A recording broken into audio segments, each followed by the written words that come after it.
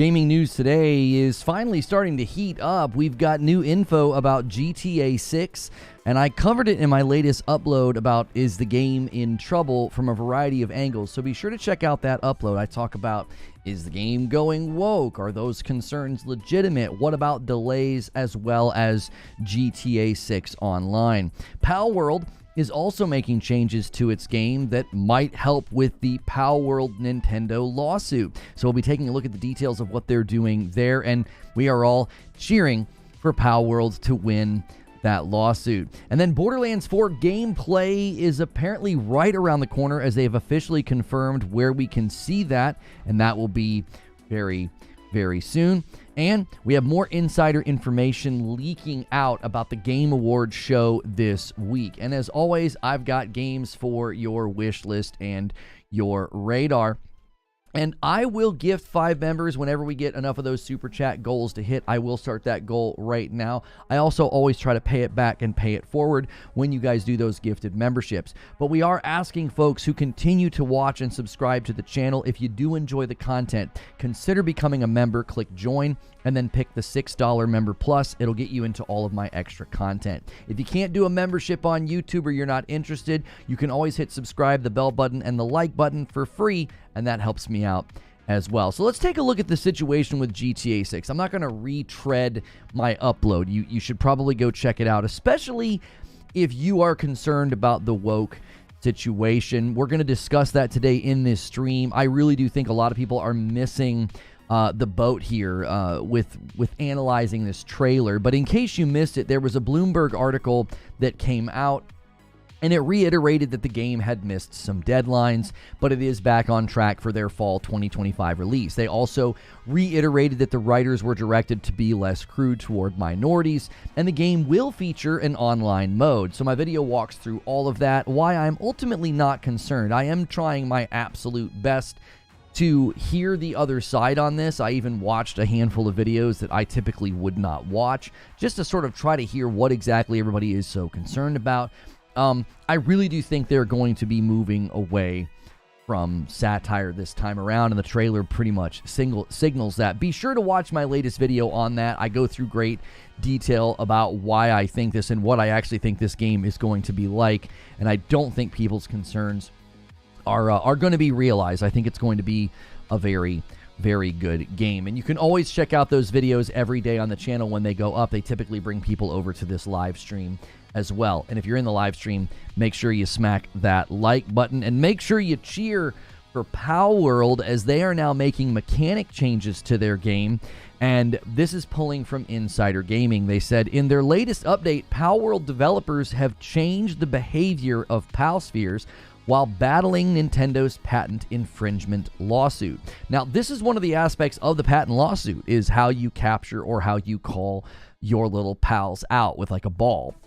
And so this very likely is being done in response to what Nintendo is claiming. So what exactly are they changing? More from the article here.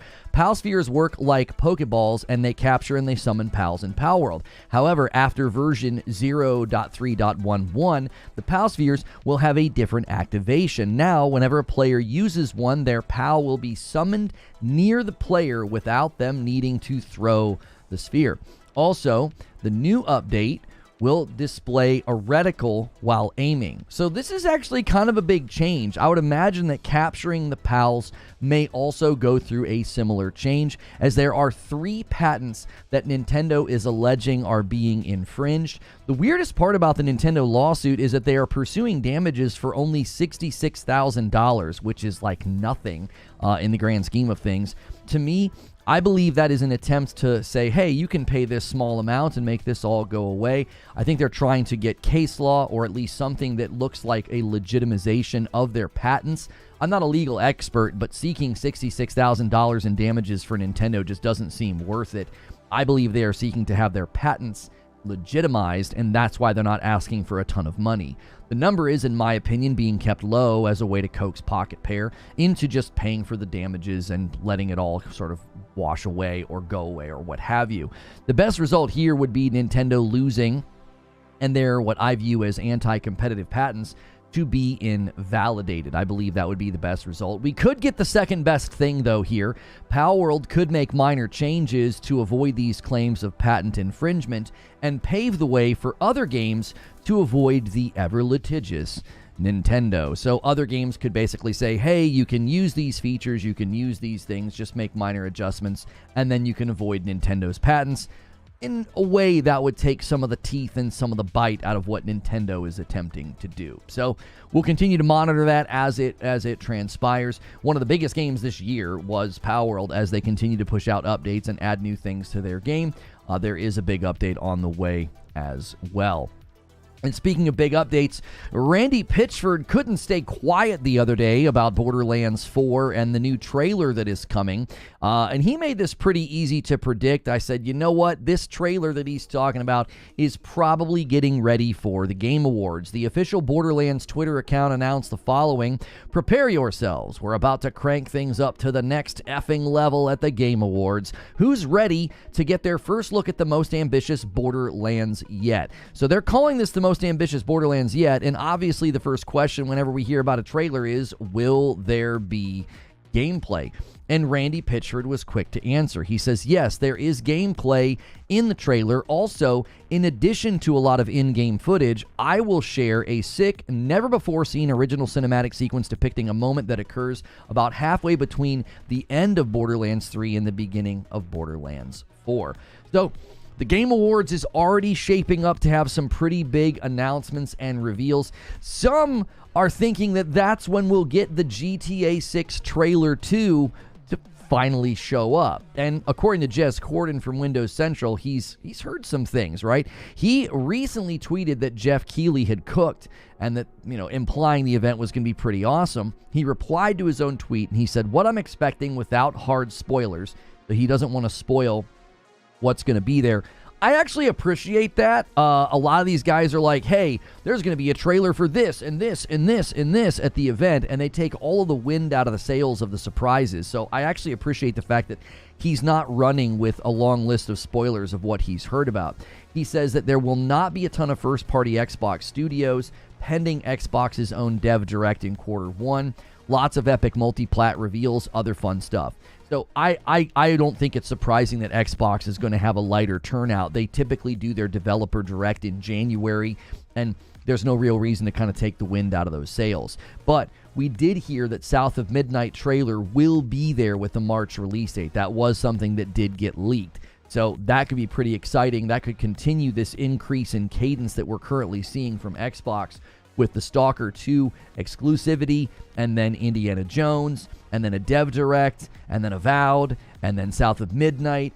That's a pretty increase, I think, in the cadence of Xbox sort of being in the headlines with new games and new announcements. So maybe they can maintain that next year and turn that corner in the second half of the gen. I, for one, am hoping that PlayStation does the same thing. We're really, really hoping that we get some big PlayStation first-party announcements in the coming days and that the second half of the gen turns up, as Hiroki Totoki indicated that will be happening. So always like seeing game platforms, that is, start to turn up the heat in the second half of the gen. And the second half of the gen is going to be joined by the Nintendo Switch, too, so it's about to get good, in my opinion. Now, another cool announcement that happened, you may have seen the former God of War art director is joining Naughty Dog after the closure of a Netflix studio that he was working for. He went from Santa Monica to Netflix. Wasn't at Netflix very long, and this doesn't seem to be his fault. Netflix, endeavors into gaming was probably going to be short-lived for some of the projects, but he is headed to Naughty Dog. And this is a quick one, but I did not want to leave this out. Eurogamer reported that Raf Grassetti, principal artist on 2018's God of War and later art director on God of War Ragnarok, has announced he's starting a new chapter at The Last of Us developer Naughty Dog following the closure of Netflix's AAA studio in October. Now, this obviously has fans pretty excited, but Raf is excited as well, and this is what he said. "I'm super excited to be joining the amazing crew and project over at Naughty Dog and to be back to PlayStation. I'm joining Naughty Dog's boss Neil Druckmann and his team as art director to help create the next big thing. A huge thanks to everybody who was involved in making this happen and all my friends from Sister Studios. I'm hyped and can't wait to share more." Now, we know there's a game coming from Naughty Dog, and it's not The Last of Us 3, and it actually should be announced very soon. Recent reports indicated that this game has been in development since 2020, which is 4 years ago. So given the timing of this, maybe we get an announcement at the Game Awards. Maybe Naughty Dog finally comes out and lets us see this game. Apparently, allegedly, it's like a sci-fi game, like a spin-off from, I believe, like the comics in The Last of Us. That's what we've heard. So we may get an announcement about that soon. Now, I'm going to transition now into games for your wish list and your radar. While I'm doing that, guys, take a quick second and smash that like button if you are enjoying this show open. That always helps us out. So, games for your wish list and your radar. This one was just announced yesterday, and it is called The Talos Principle Reawakened. And they claim that The Talos Principle Reawakened introduces new content, enhanced gameplay, and an upgraded presentation in Unreal Engine 5. It is coming to PlayStation 5, the Xbox Series consoles, and PC via Steam in 2025. Now, I've not played the first Talos Principle. I think I played it for a little bit, but then I was playing Talos Principle 2, and I was really enjoying it. I think it's really creative. It's sort of like Myst meets Portal. It kind of has that vibe of like a Myst or a Riven, but it has sort of the physics and the navigating three-dimensional space that you might find in a Portal. Not Portal. Portal. I'm confusing myself. And so it's kind of a mixture of those two games. And so I've always wanted to go back to it. This one and like the Entropy Center I was really enjoying, but then I always kind of, I don't know, I always kind of tap out with puzzle games. And I never did that with Portal 1 and 2. We're all still hoping that we get a Portal 3 one day. So the Talos Principle Reawakened is coming next year to PlayStation 5, Xbox Series, and Steam. Now, this next one we watched when it debuted, or when this new trailer debuted, but it recently hit the PlayStation channel 3 days ago and continues to get a lot of attention, and this one's called Ananta. And this was actually announced at Gamescom in 2023, and it didn't really get a ton of attention until recently. Everybody's calling it Anime GTA, and you can see why. It's coming to PlayStation and PC, iOS, and Android in the future. And while the art style is a bit out of the range of games that I typically enjoy, I actually think I would play this potentially more than GTA 6 because of some of the combat that they show off. It has more of an open world action-adventure style with like melee weapons and dodges and jumps. There's also guns. There's gun combat as well that they show off like from the back of a car. So it does look like something that, you know, I would enjoy. Now, there's obviously some concern here. Whenever a game looks like this and is also landing on mobile, it's going to be on iOS and Android, I do get a little bit worried about monetization. It could turn into a gacha game. It could get completely over-monetized. It could turn into just one of those mobile games where you feel like it's all centered around spending money. But here, again, is where you see some of the combat with, like, the shooting, and then you'll see some of the melee combat in a moment that I actually think looks pretty impressive. We currently do not have a release date. It will be a free-to-play open world RPG. That is what they're classing it as. So it will be free to play. So anytime you have a free to play game like this that is also on mobile, I think some of those concerns are valid. So Ananta, we do not have a release date yet, but you can go sign up on their website. And the last game for you is called Dark Swarm. It's an online or local co-op top-down tactical shooter. You play as a team of elite operators in procedurally generated semi-destructible levels. You use your skills, wits, and teamwork to destroy the alien Dark Swarm in a daring operations deep inside infested colonies. Now, you hear tactical top-down shooter, and you can see they're freely moving and freely shooting, so it's not going to be one of those tactical shooters like an XCOM, where you sort of do like turn-based, taking your turns. So this one actually looks like a really, really fun co-op romp. It looks a little bit like Helldivers, but in like more of a twin-stick format, and obviously down in like cramped spaces, fighting off bugs. I actually think the moment-to-moment looks great, so wishlist that one. That one's called Dark Swarm. It does come from Ghost Ship Publishing. Those are the guys behind Deep Rock Galactic. And I've regularly told people to check out Deep Rock Galactic Survivor as well. So just quick recap, there's brand new info about GTA 6, more concerns rising about potential delays or the game going woke. Palworld is making changes to its game that could potentially help with the Nintendo lawsuit, and Borderlands 4 gameplay is right around the corner with a trailer at the Game Awards. And we've got a director that was at Santa Monica who's now landing at Naughty Dog to help with the next big thing. And as always, I put some games on your wish list and your radar. So that's the news. Now it's time for the discussion. Good morning, good afternoon, and good evening, everybody. Thank you guys so much for being here. And let me pop out the chat. And is that really, am I seeing things correctly? Did this man do a 50 bomb already? Oh my gosh. Mash, you are a madman. A 50 bomb from Mash to start the day. He takes us all the way to 95. We would literally not hit the goals every week without Mash. He is a champion. We need this man to get some tag team partners to help out. This week's goal, if you guys hit it, Hilly and I have to play the Squid Game. It's called Crab Game on Steam. It's got great reviews. It'll be hysterical. We do that on Friday afternoons now, and if you hit the stretch goal, you can get a Friday night stream with myself and Madam as well. Sony's Spider-Man villain spin-off universe is dead. Kraven the Hunter will be the final film in the spin-off universe. Well, good. They're doing too many. And Joker Quinn gifted a member as well and took us to 96. So I should have said Han shot first, and so did you. Thank you so much for shooting first, Mash. Not really a shot. It's more like a bomb. Goodness gracious.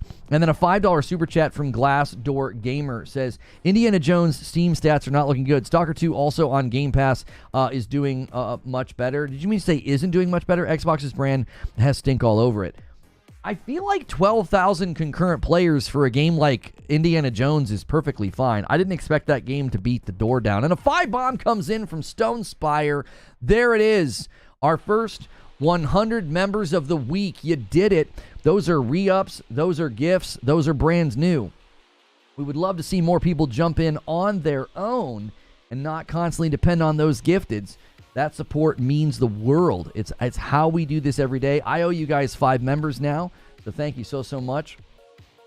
I'm going to put that in there for you. And then another single comes in from Stone Spire. I'm not sure what he's doing. He's doing 2 singles. Oh, he's going to do 4. He's going to do 4. He's getting interrupted by Detonator. We got a bit of a member train going all of a sudden. So Stone Spire took it to 103, then 104, but then the 5 bomb takes it to 109 from Detonator. You guys are on fire. Everybody join in. I would love to see a new member train that wasn't gifted. Click that join button and consider jumping in. People have already forgotten about Indiana Jones and move on. I mean, isn't that true of most single-player games? Is that really a slam on Indiana Jones? Like, aren't most single-player games like that? I mean, what, Ghost of Tsushima, didn't it hit like 70-something thousand players? And then eventually the numbers go down, that people move on. I mean, it did really well on Steam. And, you know, and a 10 bomb from Super Gaming and a 5 bomb from MASH takes us to 19 and then 124. There it is, just constantly blessing this community. His name is MASH. Thank you so much. He's not alone today. A lot of people are throwing their hat in the ring with gifted members. If you can't gift a member, a great way to support this stream right now is to hit the like button. Let's get us up to the 200 like count. That would be amazing. Great, strong start. We're not even 20 minutes into the stream yet. Not Stellar Blade. I mean, gooning on Twitter at Stellar Blades at Eve's butt is not exactly what I would call like the game maintaining relevancy. All single player games go through this cycle, and you know what's funny? Haters on both sides always make this really bad argument. We're comparing Indiana Jones to Ghost? No, I'm just grabbing another single player game that eventually dropped in player count. I'm not comparing them as games. Were you listening? I was talking about the player counts. Is it difficult to hear separate categories? Like, this is pretty basic. Single player games always do this, and haters always say the same dumb rehearsed crap. It's like, yep, nobody cares about that game anymore. People said that about Spider-Man 2. They said that about Spider-Man 2. One of the most commercially successful games in the year that it came out, and people said the same dumb stuff about it. Like, I'm not comparing the games. I'm saying this is a rehearsed narrative. Sneaky Wolf's going to bump the line to 125. There it is. And when we hit that 150 mark, I will gift 5 more. Thank you so much, Sneaky Wolf. It goes through the cycle, but the cycle is like on turbo mode. I mean, listen, Indiana Jones was never going to be some big monumental title. It wasn't.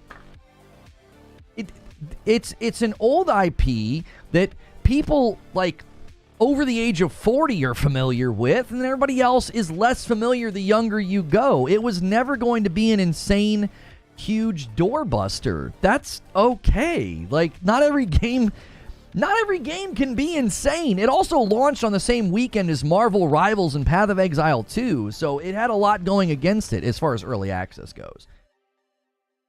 Given Rockstar's previous approach to satire and humor, I would have thought any wokeness in GTA 6 will be a satirical view on it and how mad it has got, rather than the game itself being woke. I see no signs of the game being woke. I went and I watched videos about this.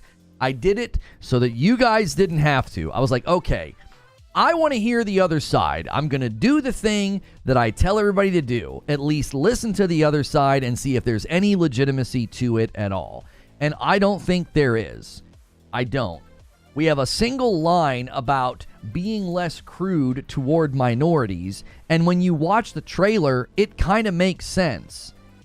They're literally making a game that looks like the world we live in right now. It doesn't look like satire. It doesn't. It quite literally looks like a mirror of today's insane culture.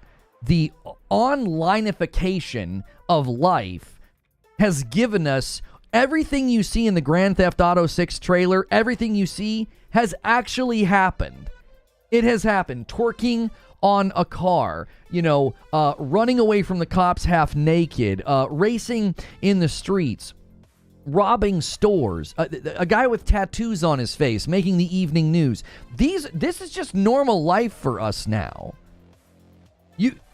Do you understand? Like, you don't need to make the game super satirical and stereotypical and make all these jokes and remarks. Like, and this is what I think is happening right now. I think people are oversimplifying Grand Theft Auto to make their point. They're oversimplifying. They're like, well, it's always been about satire. I think it's been about a lot of things, and that was like one element of the game. That was like one element of the game, is that they would do satirical, stereotypical things. But when I listen to these arguments that the game is going woke or the company's going woke, a lot of it is based off of like, oh, well, this person left, there was 2 people that left in 2023. And so everybody's kind of fear-mongering that that's why they left. Well, they left in 2023 because the company is going woke. And personally, I don't find that to be very compelling, because in the 10 years I've been covering video games, we commonly see writers leave games near the end of the dev cycle. You do most of the writing in the early stages. Once you're developing the world, once you're building out the systems, once you're in bug testing and QA, you typically see writers leave. This is not the first time this has happened, that a writer leaves and everyone's like, oh man, the game is still like 1.5 to 2 years away. Why did the writer leave? And I'm like, well, the writer's probably done. And they're like, oh, well, they've been there for 16 years. Yeah, and that's another thing that gets used as fear-mongering. It's like, oh, well, this person was there for a really long time. They must be really, really angry, and that's why they left. And it's like, or maybe they want to work on something new. They feel like they've gone and done what they wanted to do, and they feel like they're ready to move on. It's usually a sign that the story is done. Yeah, it's very common. This is not the first time I've been covering a game and everybody starts running around with FUD, fear, uncertainty, and doubt, because they're like, oh, well, the writer left. This guy started the company with his brother. So, when the 2 guys that left Call of Duty and went and started Respawn because they wanted to make Titanfall, there were obviously some tensions within upper management that led to that, but it wasn't because like the game was in crisis and, oh, they're not going to let us do what they wanted to do. They were basically like treated poorly and pushed out. So like, you never know the real reason why somebody has left. Why are we always running to the same story? Oh, well, they left because the game's going woke. And it's like, oh, okay. You don't think that the guy that started the company, listen, I'm going to use your argument back at you. If these guys were so significant and so pivotal and so important, they didn't have any weight at the company? They didn't have any say? What, like overlords came in and just took over? I'm arguing that he isn't just some writer. I didn't say he was just some writer. I said typically when writers leave at this point in time, it's because they're done with the story. Sam Hauser is still there, and I'm sure he has the same mindset as his brother, so I'm not worried. So his brother stayed.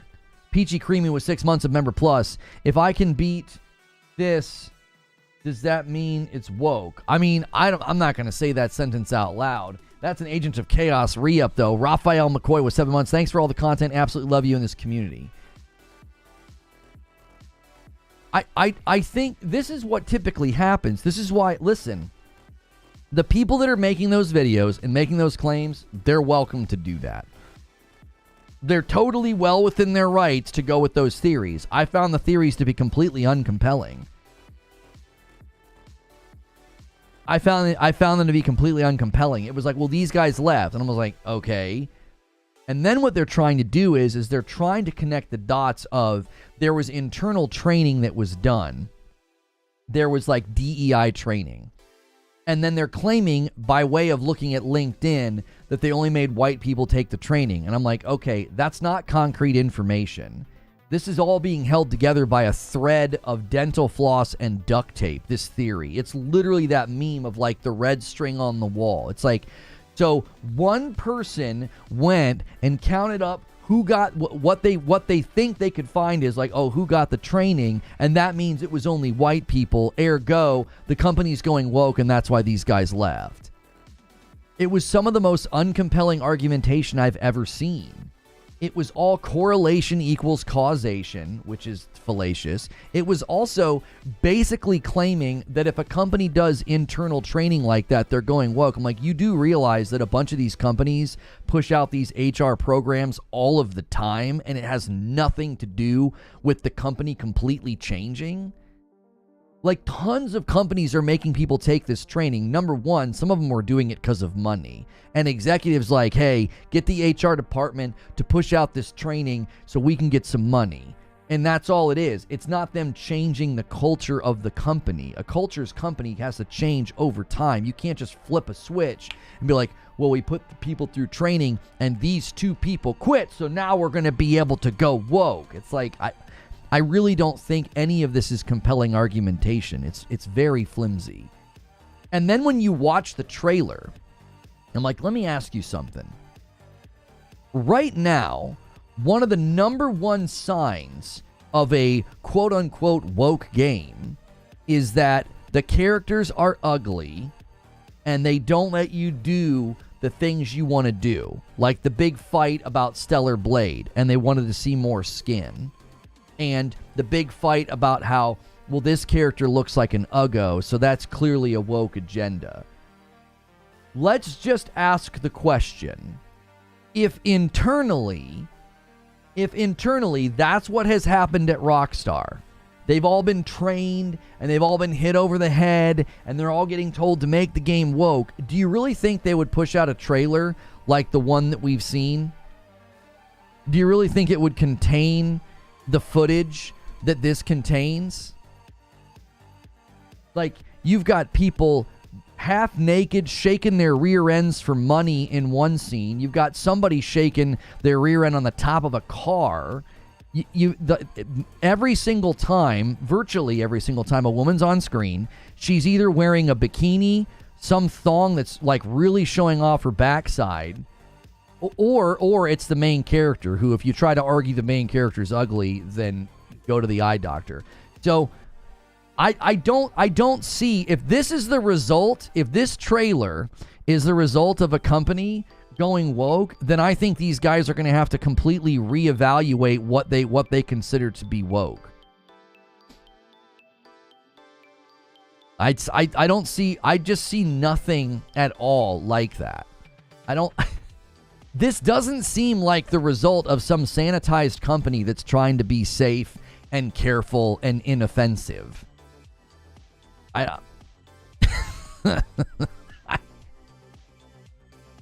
There's no straight line here.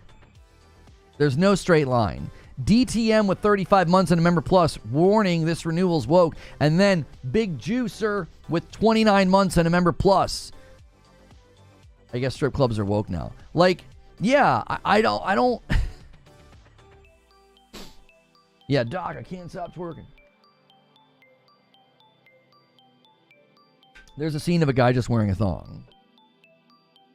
So, Assume Parasite says DEI training is required to have a certain nomenclature for the company to help with hiring and getting awards and whatnot. Right. So if there was an executive that pushed that out and the HR department pushed out DEI training because they wanted to get whether or not it was certain awards or helping with hiring, I really don't think. And again, I think here's the question you should ask. Is every single good game that's come out, whether it's Space Marine 2 or, I don't know, any of the games that people would say that have come out that have been really, really amazing, do you honestly think that those companies have never done anything like this? They don't have any sensitivity training, DEI training, inclusivity training? You think all these companies have been like, no, we're not doing that. That'll make us all turn into wokies and it'll ruin our game. Do you think that's what's happening? And Alfonso with a single gifted.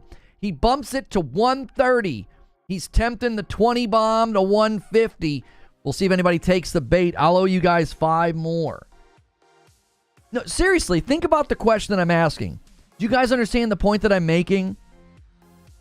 If the go woke, go broke nomenclature, if that mantra, if that axiom is true, and these other games that have been that have been successful, or the games have been far better, do you honestly think that none of those departments, none of those games have gone through any of that kind of training? I got news for you. They probably all have.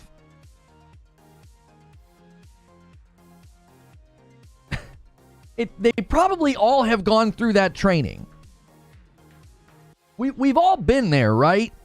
You got to watch the terrible videos. You got to click through the stupid quizzes to make sure that you know, hey, don't say that or don't make that joke. That would be inappropriate. We've all gone through this crap, and these companies are all doing it. They're all reevaluating in 2020 and 2022 and whatever when these sorts of trainings have been rolled out. They're all doing it.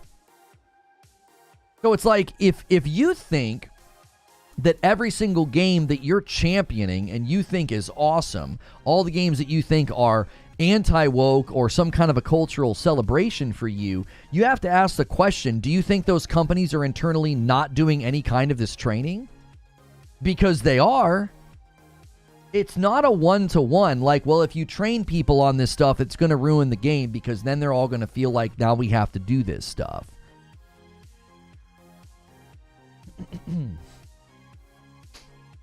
This stuff's only in the US. That crap's not in Europe. Hang on a minute.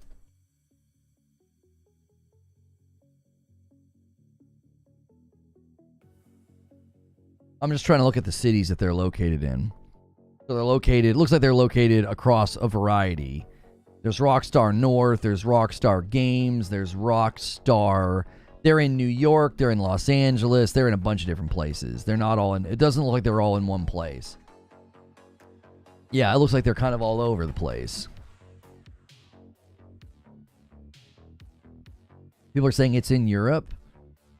Yeah, I definitely don't think this training is only in America. I think this training has hit a lot of different places.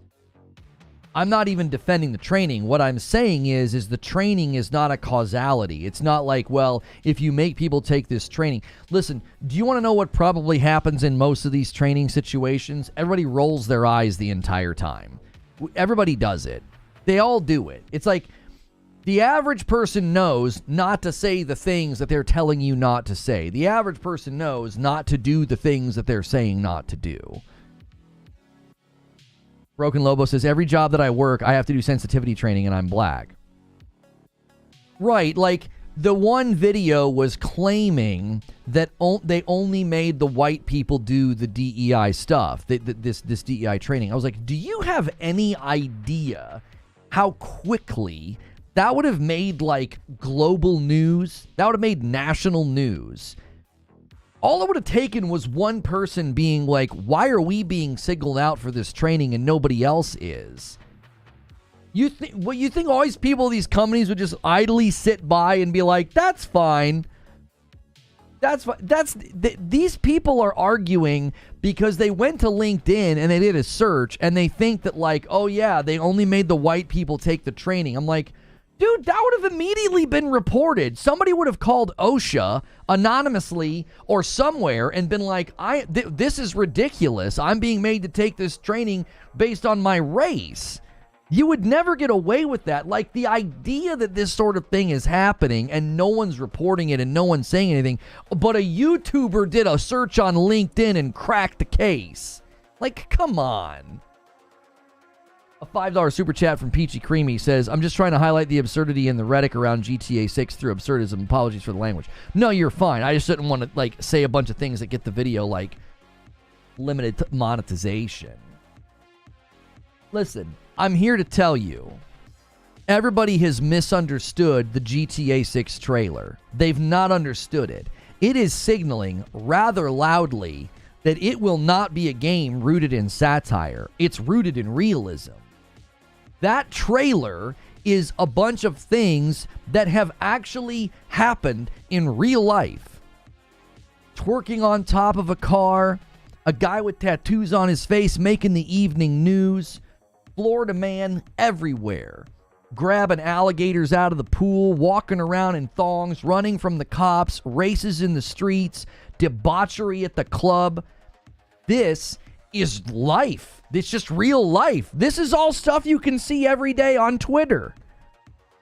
It's not new. It's not an exaggeration anymore. It isn't. You can't satirize. You can't satirize a satire. We've become the satire. Everything is so exaggerated now. Everything's so polarized. I watched a video where, thank you for the $5 super chat, Knack Daddy. I appreciate that.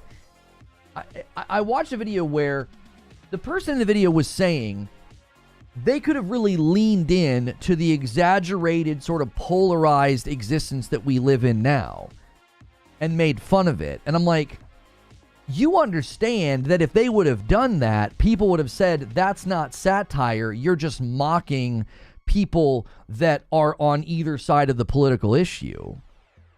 Right? Yeah, The Onion has become reality. Like, we watch the evening news and we're like, is this The Onion? Like, what's going on?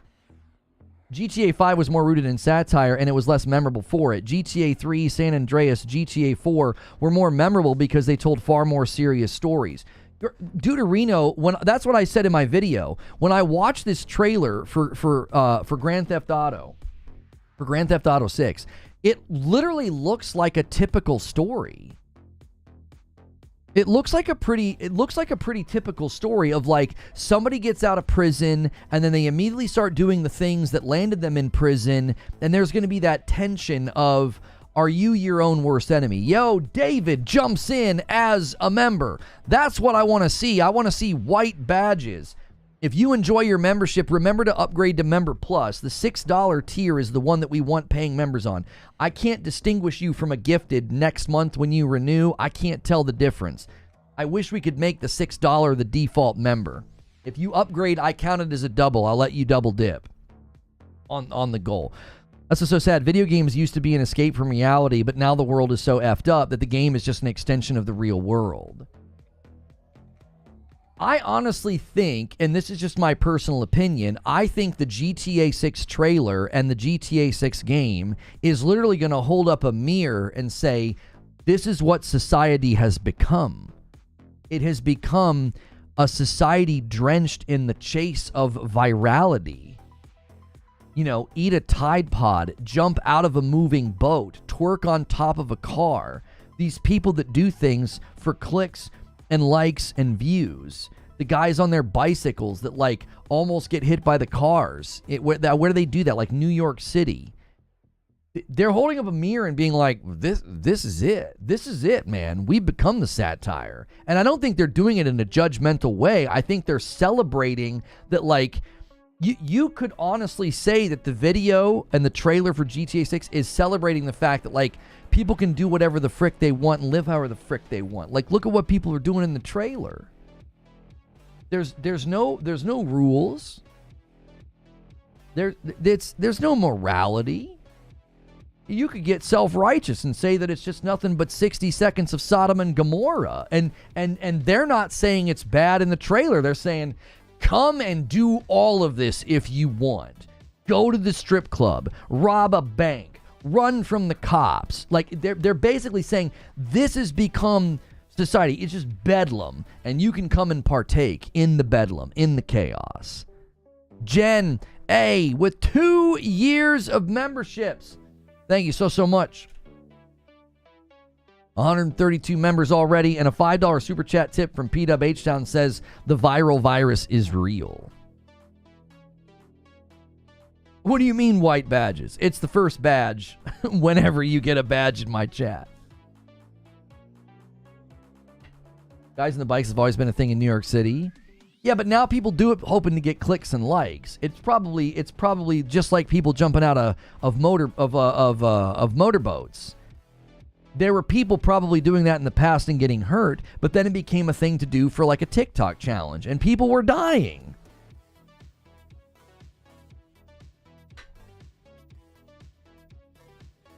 I don't remember growing up and seeing the Coast Guard having to tell people not to jump out of a moving boat at high speed. That wasn't a thing. There was never an evening news report that was like, we really need people to stop doing this. For whatever reason, people are jumping out of moving boats at high speed and they're breaking their necks and dying. But because of this thing, that's happening. Eat a Tide Pod and you'll get likes. The cinnamon challenge was killing people. Like I said in my video, there's no headroom for satire. There's no headroom for satire. It's like, how do you satirize that? How do you make fun of that? How do you exaggerate that? How do you exaggerate somebody twerking on a car, on a moving vehicle? How do you satirize that? How do you satirize just like open street debauchery? How do you satirize half-naked people everywhere you go? Where do you go? Where do you go from there? That's just become a part of the culture. I mean it. I think everybody has completely they've misinterpreted the GTA 6 trailer. I think they're telling you this is not a satire. This is a game that's going to be far more rooted in reality. This is what life has become. This is how the culture is now. This is where it's come, and that's what the game is inviting you to do. Yeah, just come and do whatever the heck you want in this video game.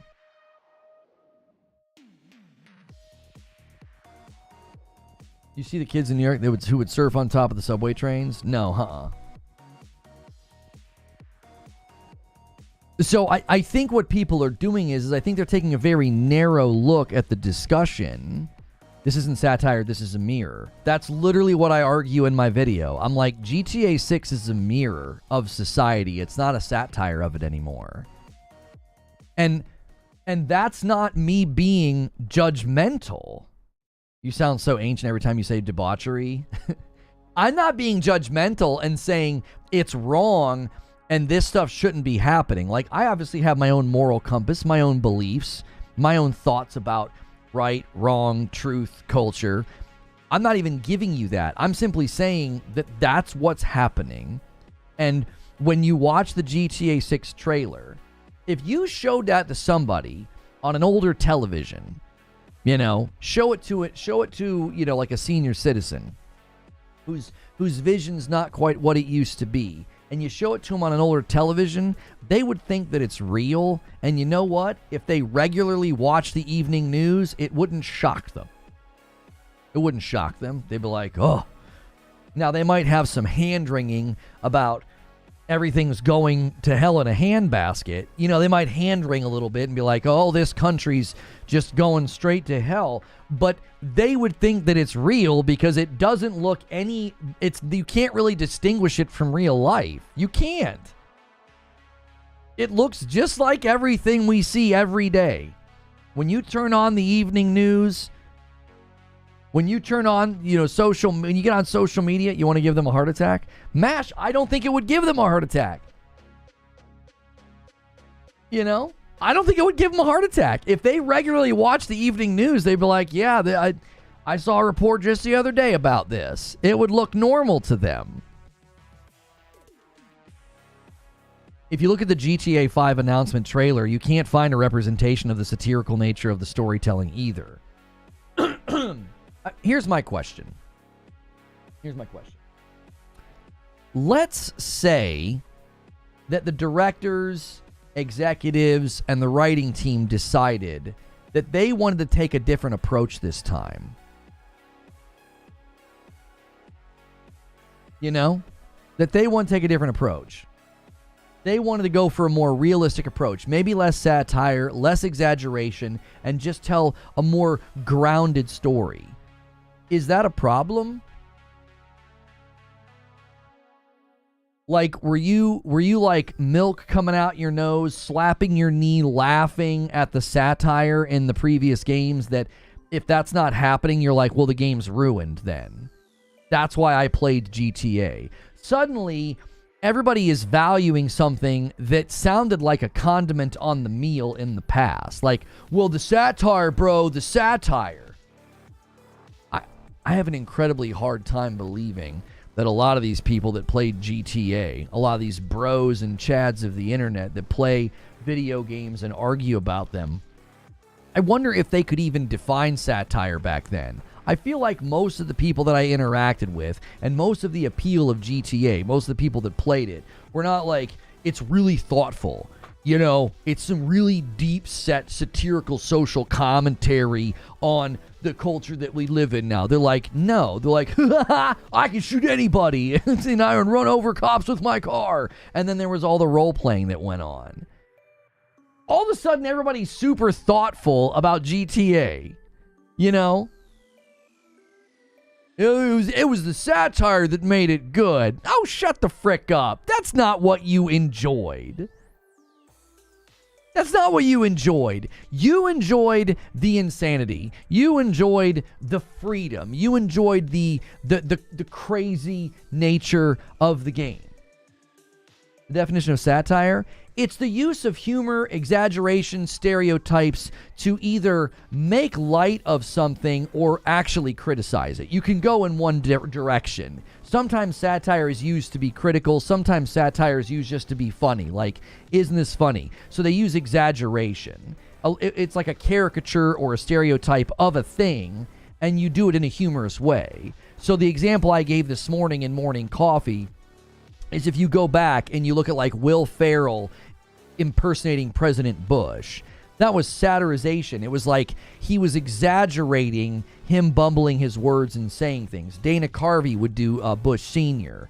We're not going to do it. 1,000 points of light. Like, he would exaggerate and satirize the way that he spoke. And that was done in a way to both lightly maybe criticize, but also just to make light of the fact that, like, every president has their thing that they do, a way of speaking. They have their flubs and their comedic moments that then comedy shows typically then turn into satire and impersonation. And they typically exaggerate and turn them into a stereotype of themselves, basically. And so, if that was what everybody just loved in GTA in the past, and if the absence of that is going to ruin the game, I feel like they're straining at a gnat. I really do. I think people are straining at a gnat. About to watch Secret Level. The first 8 episodes are out now. D&D, Sifu, New World, Unreal Tournament, Warhammer 40K, Pac-Man, Crossfire, Armored Core. Yo, thank you for the $5 super chat, Edward Hulse. I appreciate it. In my estimation, the draw of these games in the past was a mixture of all these different things. And satire was part of it. Humor was part of it. And I think people are acting like the absence of that will absolutely destroy the game. And I'm like, I just think that you're overstating your case. I went and I watched the videos. You know, everybody does the same thing. You know, they put the big, huge letters and, you know, and the angry faces and the rainbow flags. And they say, oh, the game's going woke. And I'm like, all right, I'm going to sit through this nonsense and I'm going to hear the other side. And I heard a bunch of disparate, random pieces of information that they're trying to cobble together to make this image of like, oh, the game's ruined and Rockstar's ruined and it's going to be terrible. And then I watched the trailer and I'm like, I don't see any evidence of what you're claiming. I'll give you an example. The situation with Dragon Age Veilguard. It is obvious to me that there were people at that company that had certain ideas about what they should do with the game and what they should do with certain topics and persons. And you want to know why I know that? Because they put it in the dadgum game. It's in there. It's cringy. It's awful. It's terrible. Okay? It's genuinely bad. Okay? It's bad. There was evidence of that company and people at that company putting things like that in their game. There was evidence of it. I'm not criticizing it. I'm simply speaking in facts. There were top surgery scars, and there were pronouns, and there's a non-binary person in the dadgum game who won't shut up about it. They put that in the game. So there's your evidence that somebody said, let's put this in the game. And then you could argue that it actually harmed the quality of the game at some points. Not entirely. Like, I don't think putting some of the things in there ruins the entire game. But I actually think this is a fair argument. I believe Asmongold has said this a handful of times, and I don't agree with him on everything, but I think this is a fair made point. The minute somebody starts wanting to do things like that, they're going to start making sacrifices or bad judgments about the game and what you should do, as evidenced by some of the abysmal writing for the character of Tash in Veilguard. I think that's a compelling argument. I think you could make that argument and do a very good job. You could break down the writing choices and the things they did with some of that, and you could say, this was forced in a way that brought quality down. That's valid. That's totally valid. I don't think we'd say go woke, go broke. I think they made other mistakes as well. I think they oversimplified the elements of the game. I think the combat gets annoying and tired. They made a lot of choices that rubbed people the wrong way. I was enjoying the game for 25 hours, and then I completely fell off the rails, and I made it to maybe 30 hours and just stopped. And I believe there are game design problems and flaws in the game that are worthy of criticism. It's not just as simple as like go woke, go broke. Okay, so there's evidence in the game of these things. Currently, I don't think there's any evidence that that's happening with GTA 6. I think we have counter evidence about GTA 6. I believe that we have counter evidence. It's not in the same ballpark. It isn't.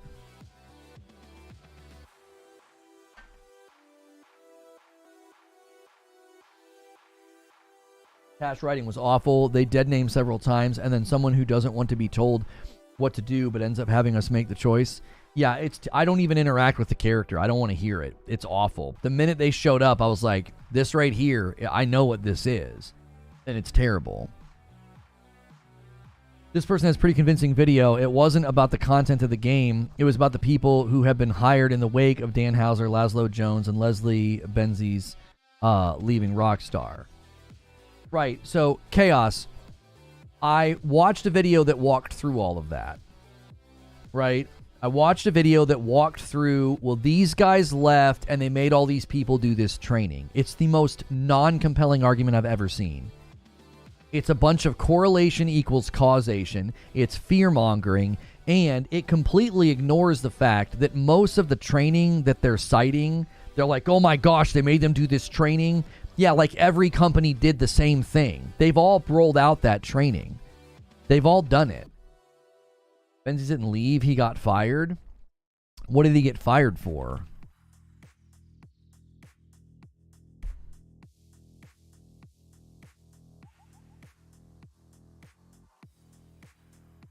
He looked like he sued them in 2016. Why would they both leave? Former is suing Take-Two. He was suing them back in 2016. Do you honestly think that that's even related to the present conversation?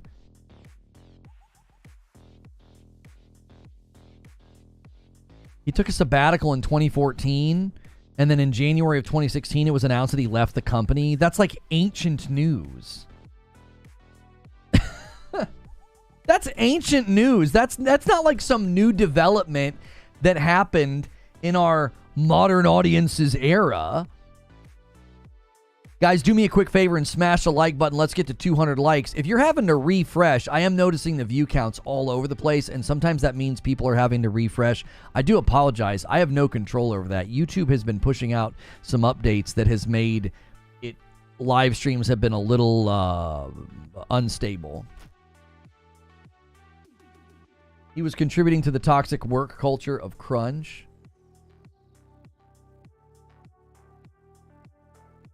Even progressive-minded people don't want to see cringy representation, and yes, in some instances, it can hurt quality.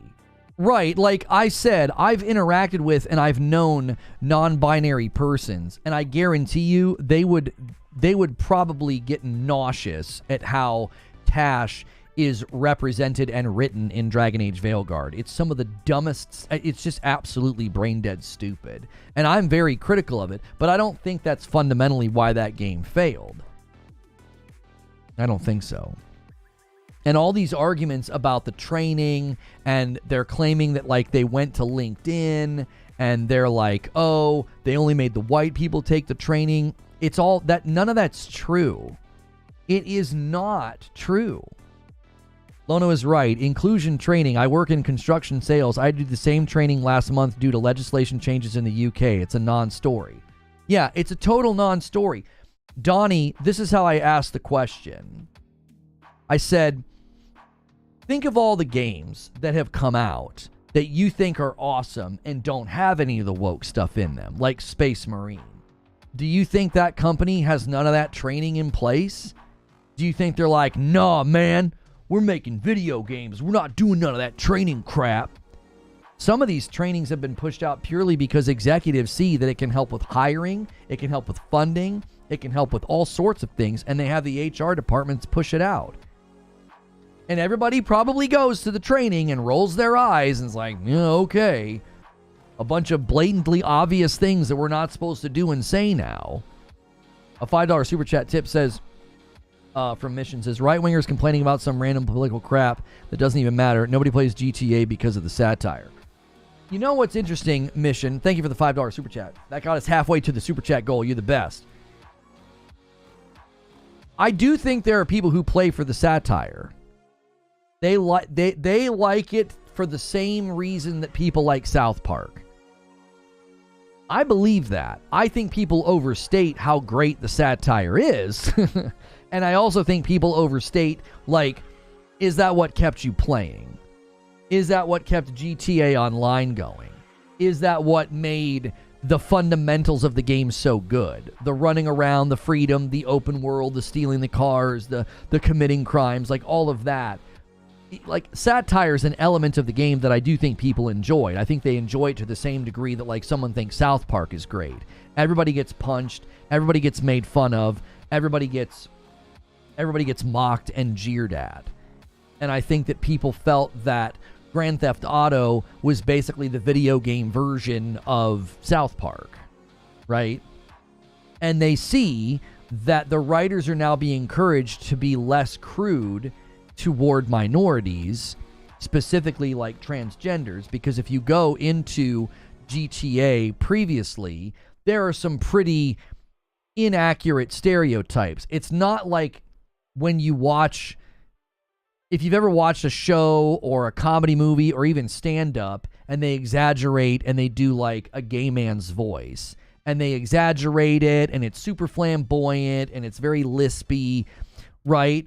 Everybody kind of chuckles at that because it's very harmless. It's a very harmless satirization. There are parts of satire, I think, that go beyond satire, and it's like, no, this is just mockery. This is just misrepresentation mockery. I think you can satirize the LGBTQ community, and you can do it, and everybody can have a good laugh. And I think they're just trying to avoid doing it in a way where no one's laughing, except for maybe the people that are, like, unkind about it. Does that make sense? It's like, I also think it's hard to satirize. Like, as an example, if you look at the representation of aspects of that culture now, whether it be Pride Parade or when they were having the drag queen library readings and stuff like that, that is just such a polarizing thing now. It's so polarizing that I've seen people from the LGBTQ community criticize some of the pride parades. They're like, this is so over the line. This is so insane. This is so uncouth, and inappropriate. I've even seen people within that community, they're now criticizing and saying, this is going too far. So it's difficult to satirize that. It's become so exaggerated. Does that make sense? Lone Wolf with 26 months and a VIP. 26 months. As I say every month, I love this community. Thanks for all the good content. Lono, you the GOAT. Thank you. And a 10 bomb comes in from MASH. He won't stop. He can't stop. Somebody's got to help this man out. Somebody else has got to start dropping the gifted bombs, not just MASH. The satire in Grand Theft Auto is just as important as the gameplay. You take it out and you get a new crappy Saints Row. So let me ask you something, Liquid. When you see the trailer for GTA 6, do you see what I see? Or do you see something else? I'll tell you what I see. I see a game that is mirroring the insanity of our culture these days, the hyperbolic nature of our culture. People are eating Tide Pods. They're twerking on cars. They're jumping out of moving, boats for clicks and likes and views. People are getting hurt daily in very bad ways. We're filming fights. People are getting in fist fights in streets and schools and getting smacked around. And nobody's stopping it. Everybody's recording it. And that's what I see when I see the GTA 6 trailer. Yo, Charles Freeman says, I'll help out Mr. Mash. And he gets us to 153. I owe you guys 5 members. I give 5 every 50. You're the man, Charles Freeman. So do you see what I see? I don't see satire. I think GTA 6 looks like it's going to be a great game, but I don't see satire. I don't. And Stone Spire's going to do 2 singles. There it is. He's put us to 155. He's setting up the 20 bomb dunker to 175. You the man, Stone Spire. Saints Row 1 and 2 were strict GTA clones, and then 3 and 4 they went full parody. It's just a trailer. I can't say if there's more or less satire until I play the game. I get what you're saying, but as an adult, the satire I miss as a kid makes the games that much better. What Eugene is saying is what I'm trying to drive at. I'm not here to go to war with the anti-woke. I'm not here to defend the woke. I feel like I'm in the middle and I'm watching people yell at each other. And I'm like, can we all just stop yelling for just a second? I'm agreeing with Eugene, and that's ultimately what I said in my video is, how do you satirize the absurd? How? Everything in the GTA 6 trailer has actually happened in real life. They're all direct inspiration rips or copies from real videos that went viral. Are you not picking that up from the trailer? I feel like it's so obvious. And a single from Alfonso, and a single from Joker Quinn, and a 5 bomb from Belfagor. That's 7 gifted members just like that. We're moving along. Oops. 162. Thank you so much, boys.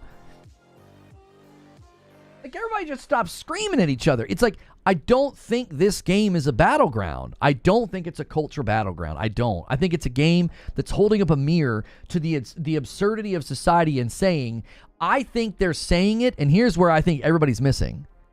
I think it's in a celebratory way. They're like, look at this. Look at how crazy the world is now. Isn't this awesome? You can do and be whatever you want to be.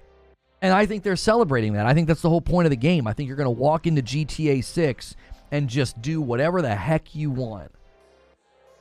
You want to go to the strip club? You think that, like, do you honestly think the presence of that? I mean, I just don't see it. Like, less crude jokes and maybe leaning away from satirical representations of people. I don't think that's this massive quality loss that everybody says is a quality loss, especially when you can't really satirize what's going on. How do you satirize somebody dressing up in drag and going and reading books in a library to children? How do you satirize that? It seems like something out of a movie. It seems made up. I'm not saying it's right or wrong. I'm saying that's so extreme. That is so extreme. How do you satirize that? Mission with a $10 super chat. I want to say one last thing. If you go back and you play old GTA games, the good chance is writing isn't even as good as you remember. The more serious Rockstar games have been much better received. Yeah, like Red Dead 2. Red Dead 1 and Red Dead 2, for sure. The fear around GTA is way too wild. I'm scared until we get our hands on the game, it's not going to go away. And if the game is good, all the fear will disappear with a simple breath out, and everyone is holding their breath. Have you talked about Path of Exile 2 or not your genre? I think it's worth covering if you haven't yet. I've tried playing it with my wife twice, and I just don't think it's going to work for us. We play very casually on the couch. We played a lot of Diablo 3. I think I really like it. I like the moment to moment. It feels good. It feels challenging.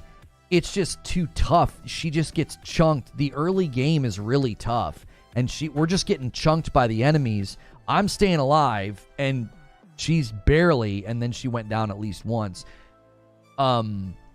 Yeah, it's just got a really, really big swing in the beginning of difficulty, and it makes it tough. I'm just trying to relax on my couch. Like, I played it this morning, and I played through the section that we played last night, and I had no problem with it. I was like, this is fun, but it just doesn't work for the vibe of gaming that we typically have in the evenings, and that'd probably be the only way I would play Path of Exile. I don't have enough time. I can play a game for about an hour a night, and so I slowly worked my way through a bunch of games this year, and I beat them. And now I'm working through Kena Bridge of Spirits. Then I'm going to work through Space Marine 2 now that it got its PS5 Pro update. It looks really, really good. And I thought, hey, we could play through Path of Exile 2 together. The campaign's like 25 hours long. We would honestly need an easy mode, or I think it would just be frustrating because I think she would just die a lot. It's just, she's very casual. Yo, what's good, Feed? I see you in the chat. She's a very casual player. So I'm kind of bummed because I think it looks great, and I really do like the moment-to-moment combat in Path of Exile. I think it feels good. It is a little punchy. Like, it really chunks you in the early game. So, gaming was about escapism, to do what you couldn't in real life, within reason, as some things shouldn't be replicated, even though in games killing is acceptable and sex isn't. A Days Gone remastered PS5 announcements coming soon, possibly at the Game Awards. Oh, I'm so glad I held off on playing that in my backlog. That'll be so good to revisit. I was loving it when I played it on PC, and then another game came out, and I had to start playing another game. I'm playing on the PS5, Louis. I think what you're saying, Lowe's, LOZ, 1755, I think what you're saying is true, and I think that that's what GTA 6 is going to offer. It's going to be just fine. I don't think it's going to be this... I really and truly don't think it's going to be this sanitized, boring, safe, I just don't think so. I don't see that being the case. I don't think the game is going to get that treatment, at all. I think people are exaggerating a few choice pieces of information because, you know, respect for the hustle. It's a great way. It's a great way to get really, really high clicks. Every single one of these channels that I went to that's doing this kind of content now, in the last 6 months, some of these channels have doubled and tripled in size. You know what I'm saying? It's really hard to be critical. It's like, I get it, man. The views start coming in. The subs start coming in. You start getting close to that plaque, that 100,000 sub plaque, and you're making pretty good money. It's really, really hard to walk away from that and say, well, I'm not going to do this. I'm not going to do this fear, this uncertainty, this doubt. It's making people a ton of money. You have to understand, if you listen to the talk radio stations in the older GTA games, it was part of the world. The world was simultaneously overboard and comical, but it takes itself seriously. I literally played the old games again. They're still good, so again, speak for yourself. Here's the thing, True SSJ Havoc. Here's the thing. I think you're missing what I'm saying. I think the world has become so insane that as GTA 6 is mirroring the world, that wouldn't even work. Having like satirical radio jokes and stuff, you're also assuming that that's not going to be there. We keep assuming an extreme negative. Hey, can you guys be less crude toward minorities this time around? Let's just tone that down a little bit. That doesn't mean that satire and the radio station vibe, and maybe there's TV commercials or maybe there's news reports, that doesn't mean that's ripped from the game. You can see it in the fake TikTok videos and in the news broadcasts in the GTA 6 trailer. They are very much grabbing the most extreme situations from our society, and they're mirroring them. I think the guy with the tattoos on his face and the twerking on the car are the best example. It's like, these are insane things that are just happening every day now, and they're just putting it in the game. The world has become what GTA used to be. That's kind of my point. Like, it's hard to satirize that. The world's always been insane. We just have social media now to see it. No, this is simply untrue. No. What happens now and the things that people do now for clicks and likes, the level of behavior has 100% shifted. I'm not acting like, oh, it was better back then and it was the good old days, but society in general has never been to the degree that we are now. There is a heightened sense of chaos. And like, as an example, when I was growing up, the amount of fights in school and stuff, it was like once a month, maybe somebody would get in like to a little fist fight. Homie, you open up social media and it's like every day somebody is getting hospitalized in a school. Chairs hit over the head, hit with the this, hit with the that, hitting teachers, like physically, like literally breaking people. I'm like, what in the world? That wasn't going on when I was a kid. That would have been on the evening news if that was going on. Kids are getting hospitalized in school. They're getting freaking absolutely annihilated. It's bedlam. It's chaos. I don't think it's always been this way. I think that there were instances of this. There's always been instances of this, but not to the degree that it now happens. If you liked the GTA look of Atlanta, you should look up Neverness to Everyness. It's another anime open world game with GTA aspects. I was more interested because of the combat.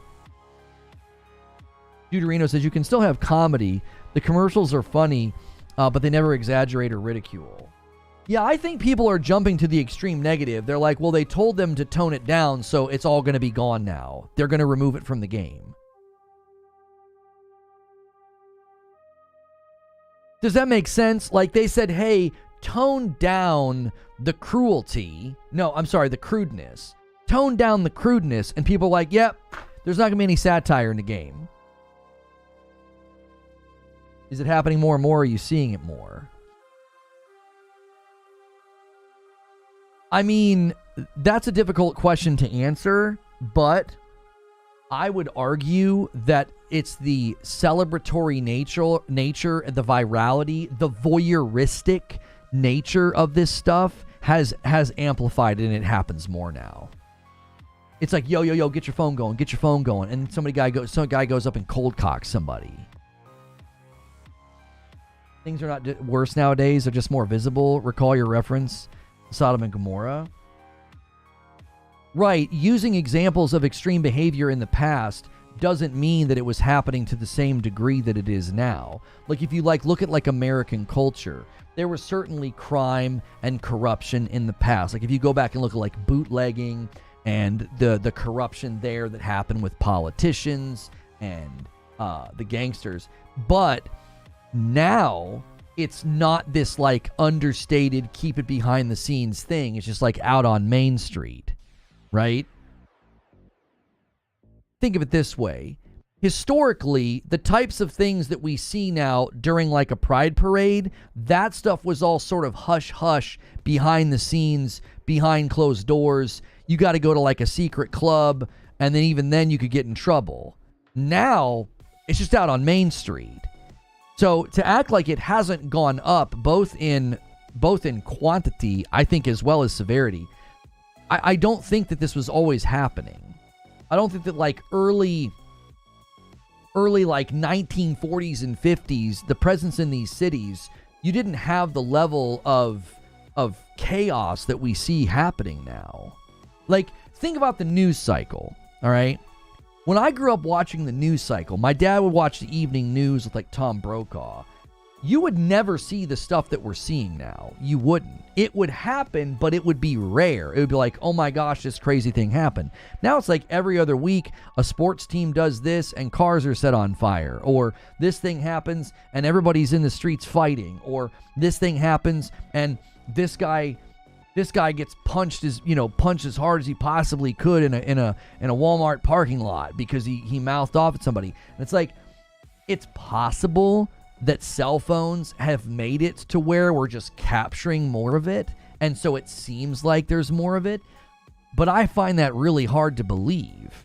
It's there's almost a celebratory nature of it now, and that makes it increase. An example would be something like a Tide Pod challenge, right? When I was growing up, there were always kids that would do stupid things because their buddy, I double dare you to jump off the garage onto the trampoline, right?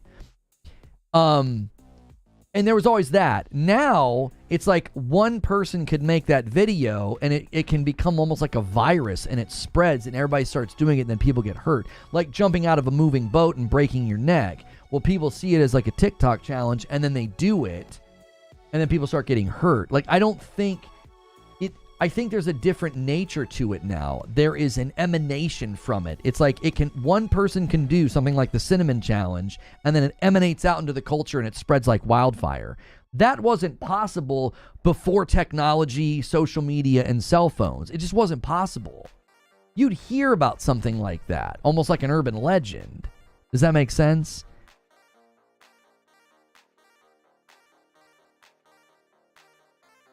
Hang on. I was going to ask this question. Are you worried about GTA 6 in light of the recent news? I was going to put a poll up. Yes. Nope. There we go. Hang on. True S. I think I missed. Did I miss anything? I thought I missed something. No. Mash says, Lono would know about gangsters. Don't let his height confuse you. As a kid, he was part of the West Side Shortcakes gang.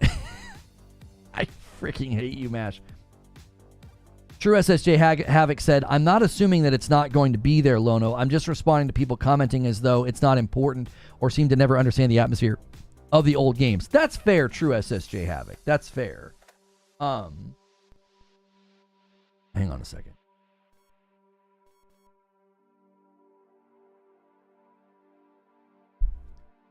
U.S. violent and property crime rates have plunged since the 1990s, regardless of data source. Right, I'm not talking about crime. Yeah, I'm not talking about crime, Paul. I'm talking about, I could spend literal hours on social media watching people get the ever-loving crap beat out of them. I mean, there's no crime. There's no charges pressed. And again, maybe we're having the wrong argument. I could be factually incorrect that this type of thing hasn't increased in quantity.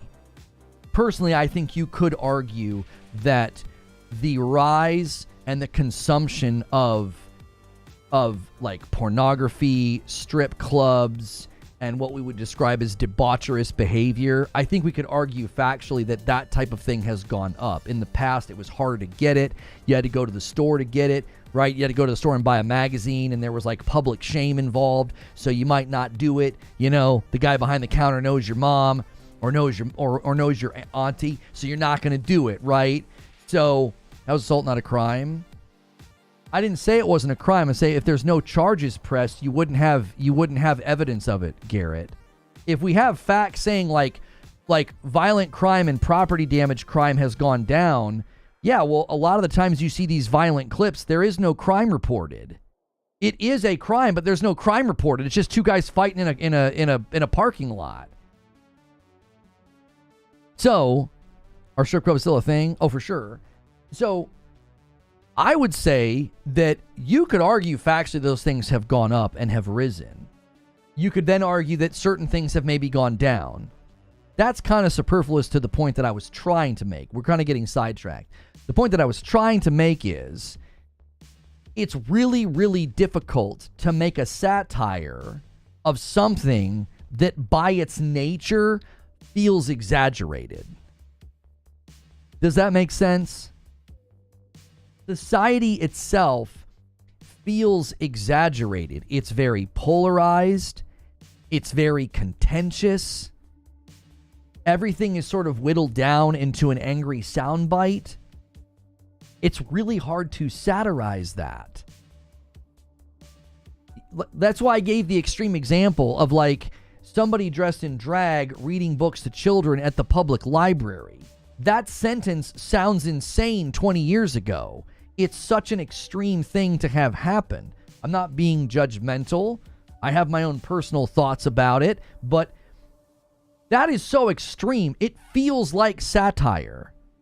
By its nature, it feels like satire. How do you satirize that? How do you go above that? With the footage coming out of some of the pride parades being so extreme and so crazy and so over the line, right? There was like all sorts of public acts going on that's illegal, okay? But that's happening, and that is just so extreme. It's like, well, how do you satirize that? How do you make a satire out of that? That's the point I'm trying to make. Whether or not you think that society or culture or people are worse, they're less, they're better, or they're about the same, that's sort of superfluous, because when they make a trailer of a guy pulling an alligator out of a pool and a naked man running from the cops and a girl twerking on top of a car and a guy gets arrested and his face is covered with tattoos, that seems normal to us now. It just seems normal. Now, if you compared all that footage to evening news footage when I grew up, typically dealt more with global conflict, more than like local nonsense like that. Like news itself has turned into it's faux news. It's more of an entertainment business. So instead of like turning on the evening news to hear about what happened, it's more about entertainment. So celebrity gossip and, viral clips. You've got like journalists and people, reacting to viral moments instead of like reporting the news. So I think it's just difficult to satirize that. I think it's difficult to go above. There's like no headroom is how I described it in my video this morning. I don't feel like there's any headroom. So I don't feel like we're dealing with a game that has internally decided we're going to sanitize our game. We're going to go woke. I feel like we're dealing with a game that's just run out of cultural headroom. It's like there's nowhere to go. You can't go above this. This is already nuts.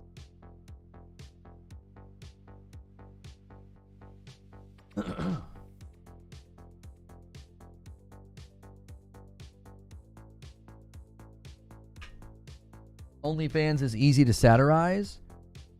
Not really. It's just digital prostitution. There's no satire there. How do you satirize that? That's someone selling their body. I mean, that's been around for forever. That's not a new thing. It's just entered the digital landscape. Right?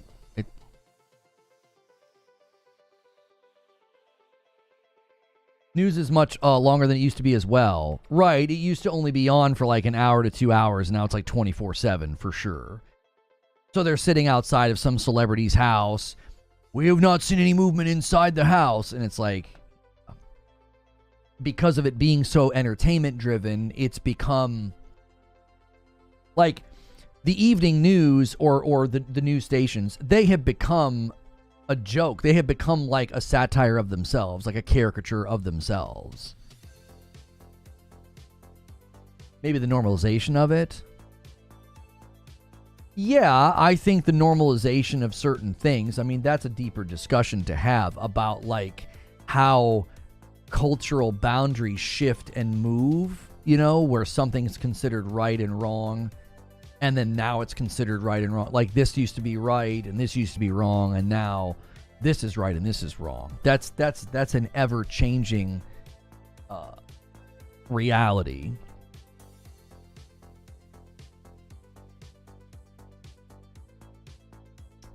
You're only getting the news that get clicks. We're getting a warped view of reality. Yeah, and so I think that also has an impact on it. That's why I said, if you... Oh, I smudged my glasses. I was like, I keep seeing something out of the corner of my eye. If you're permanently online, you're going to get sick in the head. Well, yeah, I mean, we've talked about this a little bit recently. Like, the more you engage in, you know, terminal online behavior, the more mechanistic you'll become.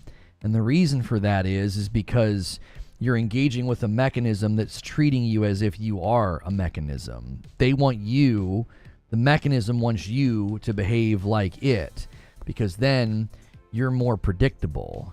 So you become more mechanistic, you become more polarized, because that's fundamentally how the mechanisms operate. It's how these platforms operate.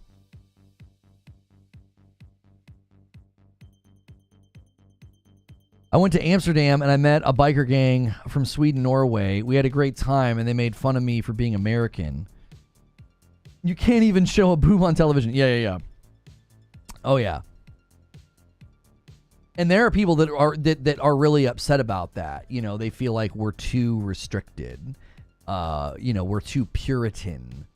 You know, oh, it's okay to show violence, but it's not okay to show, you know, like nudity and this and that and the third. And it's like there's an entire cultural history there that has led to that.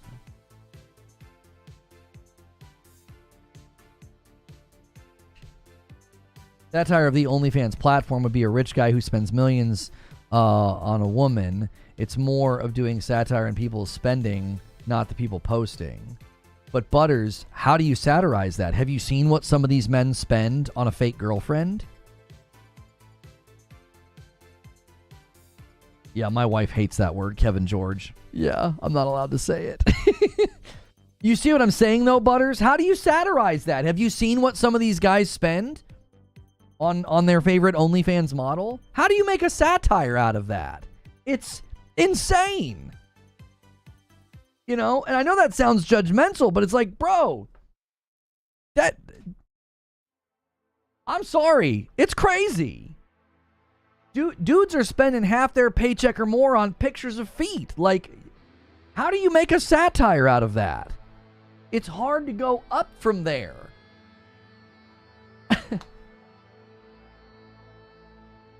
It's really, really hard to go up from there. Do you guys remember... Is satire not that, though? Satire is supposed to be an exaggeration of something in order to make light of it or criticize it. You can't exaggerate an exaggeration.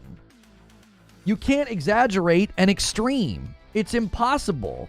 It's an oxymoron. It's like, can you exaggerate this extreme position? And it's like, no, it's already extreme. What do you mean? It's already at level 11. I can't go above it. It's like I'm thinking like a writer. If I were writing the script, if I were writing the story, I'm like, I can't go higher than that. That's already nuts.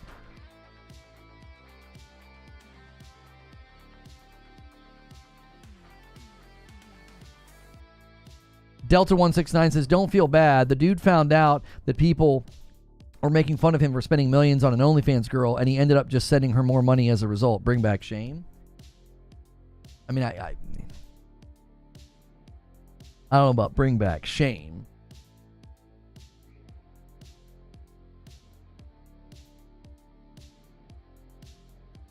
You have to break through the glass ceiling?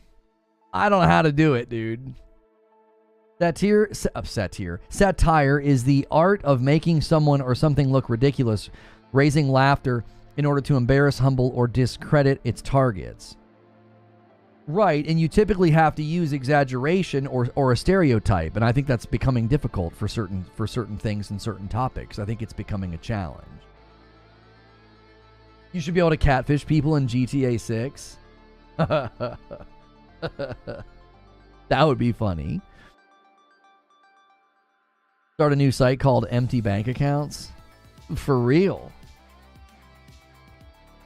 Sometimes pointing out the absurdity is enough. Well, let me explain to you guys why this won't work. I keep saying it won't work. Let's take the argument a little bit further. Why would it not work? The humor is attached to the gap between reality and the exaggeration. Does that make sense? Like when Dana Carvey would impersonate George Bush Sr., the humor was found in the gap between reality and the exaggeration. That's where the humor lies. You know, when he keeps using his fingers, he's like, we're not going to do it. We're not going to do it. And he's talking like him, and he's overemphasizing the accent and the hand motions and the silly sayings. 1,000 points of light. And the one guy's like, I can't believe I'm losing to this guy. Like, that's a great scene. That's a great sequence. And the humor is found in that chasm between what George Bush Sr. was really like and the impersonation of him. The difficulty now is that gap is shrinking.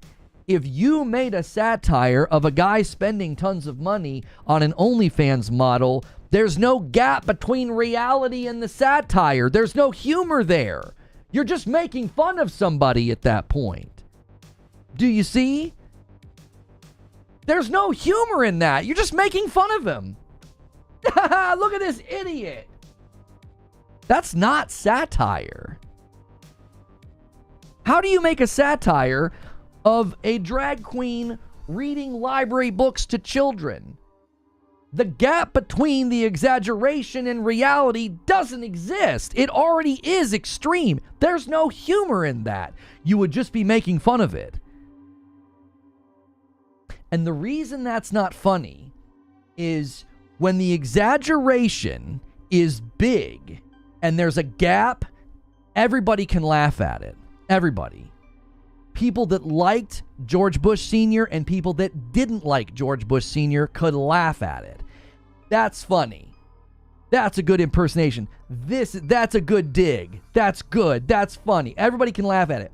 When that gap disappears, it just feels like you're making fun of somebody. So then, not everybody can laugh about that. The only people who can laugh about that are the people who don't like the thing.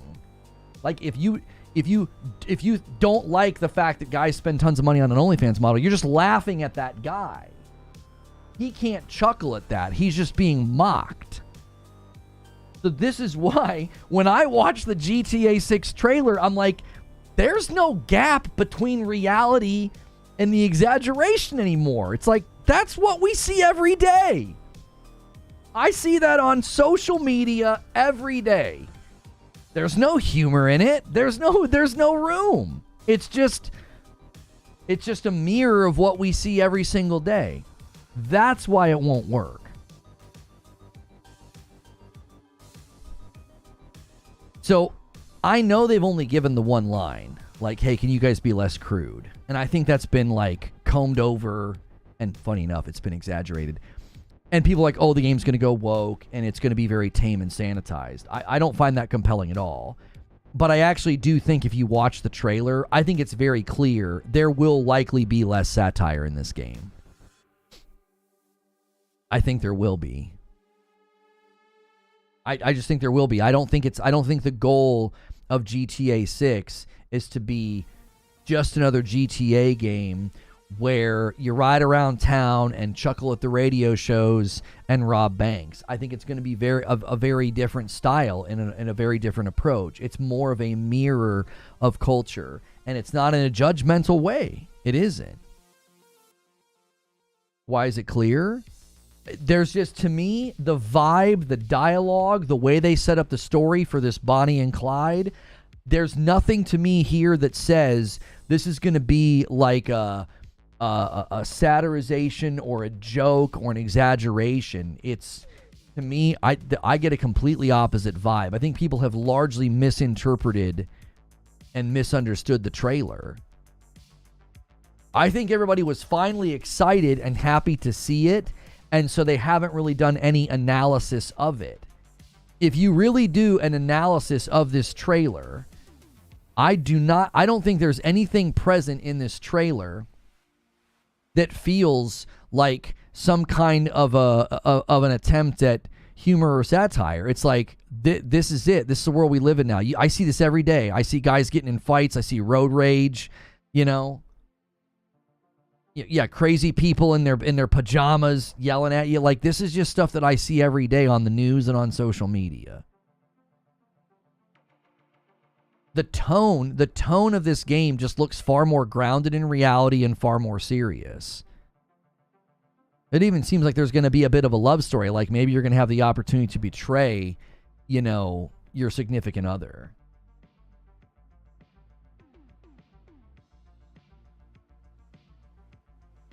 Great TV has kind of dictated what has been satirized by GTA. Breaking Bad, Sons of Anarchy, things like this have been great crutches for the story. What TV has been so great in the last few years that can be satire? I'm not sure what you're saying, Chaos.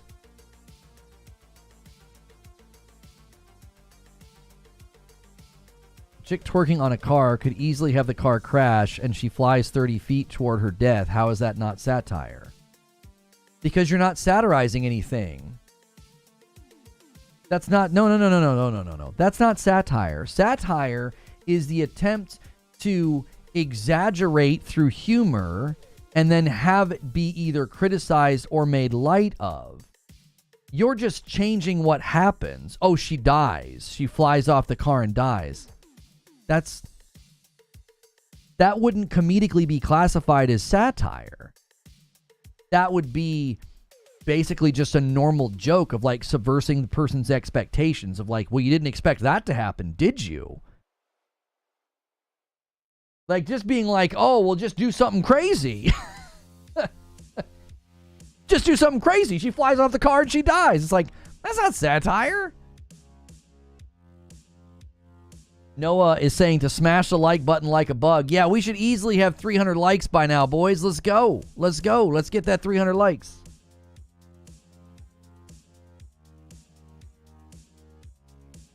The ridiculousness of twerking on a car and having it not crash isn't satire. It's literally something that really happened, though.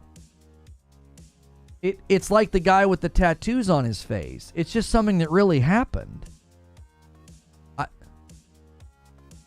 There's nothing about it. There's nothing about it to exaggerate. It's real. It really happened. People racing on the street, people in strip clubs, people getting in fights. Like, this is all stuff that just happens every day. She twerks so hard the car flies away. Well, again, you have to work within the confines of the game. The game's confined to reality. The game's confined to reality. Like, you're not going to be able to jump off of a skyscraper and survive. Well, maybe if you have a parachute, right? But you're not going to be able to, like, there's gravity. There's, you know what I'm saying? You can't lift a car over your head just because you want to. Like, it's working within the confines of reality.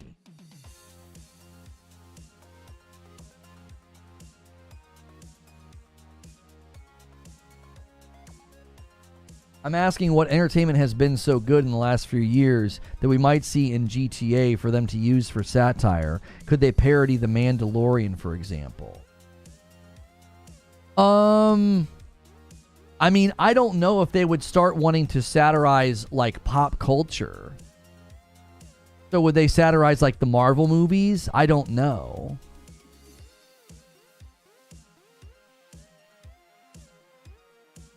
I mean, do they do that in the past, in the previous games? Do they make fun of pop culture, like movies, TV shows, music artists, and stuff like that?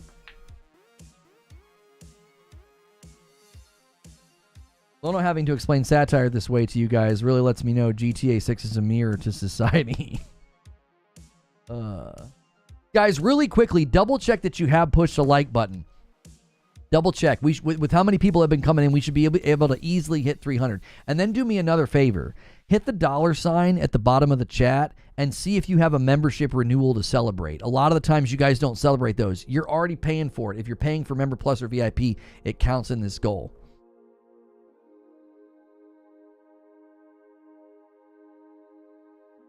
They've been doing that, Lono. That's why he was asking. I think the easiest targets from pop culture could be like the overabundance of superhero movies, remaking old movies into like into real what's it called when they do that? The photorealistic remake, you know, the live action remake. They could make fun of that. Yeah. Monty Mole, thanks for 21 months. I can't add normal memberships to the total because I know, Monty, you got a gifted the other day and it lets you celebrate it. That's why I can't do that. That would be double dipping. I would be adding it for the gifted and then adding it to today, and that's counterproductive. We would never have an accurate count of what we got that week. Yo, Lazy Nerd. See, there's one. Welcome back to Member Plus. Takes the count to 163. Thank you very much. Where's the GTA 6 trailer 2? I don't want Rockstar Games being the Game Awards. So that's the new speculation. We can kind of shift gears. Listen, I don't want to disrespect the opposition on this or the people who don't agree with me, okay? I went and I watched their videos. I feel like I've represented their positions about as good as possible. I don't find their argumentation to be compelling, okay? I also think it's really difficult to not sort of see through the veneer of the click rate. Like, I know this type of content gets insane click rate. Like I said, some of these people have doubled and tripled their channel sizes with this content. No judgment from me. As long as they're not breaking community guidelines, whatever. Have a ball. Make a ton of money. I personally wouldn't do it myself, but everybody's different. So we can kind of move to shifting to... I don't know if they've done that historically. I was told that typically Rockstar does their own thing and doesn't show up to events with trailers. Is that just the initial announcement trailer? Does that apply to all trailers after? Right? So do they only ever put their trailers out on like their own socials and YouTube and they don't show up to events? Like in the past, did they do the same thing with GTA 5? They just never showed up to an E3. They never showed up to a gaming event. Amskin with 5 months and a Member Plus. Mine re-upped Thanksgiving. Well, thank you. Let's add it to the total. 164. Thank you very much. I would love to see them take the piss out of the Marvel movies and maybe show how we're all sick of them now. I start to wonder, though, Chaos Engine, what's the point? First time I've seen this. Hey, Purple Haze, 3 months at a VIP. And that puts us a 10 bomb away from 175. Thank you so much. Like Alpha Male Podcast, Girl Bosses, Crypto Bros, OnlyFans, rappers snitching on people. There's so much they could do with more than superhero movies. Well, that's where I was getting ready to go, Filta. At what point do you say... You can't properly hit everybody, right? You could not properly and efficiently and exhaustively make fun of everybody. You can't. Somebody would say, oh, but you didn't make fun of these, or you didn't make fun of that, or you didn't make fun of this group. Like, sometimes I wonder if everyone's like upset about this, and it's like, are you upset because you think that they're not going to hit enough people, or are you upset because they're not going to hit the people that you want them to? Donnie's like, watch me. You know those stand-up comedians that are like, you know, give me those. No, there's a rapper who does that. He's like, give me some words, give me some topics, and he just raps with the topics and the words. It'd be really funny to be like, give me a group of people, give me an organization, give me a this, give me a that. I'll make fun of them. You know, but again, I don't know if the game can successfully do that.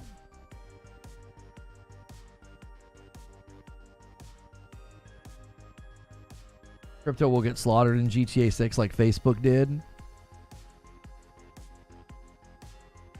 That's fair, but I'm saying they have ammo, like an unlimited amount. Yeah, and I guess that would be the question, you know, Filta. If what they're showing us, one of the themes of the trailer, one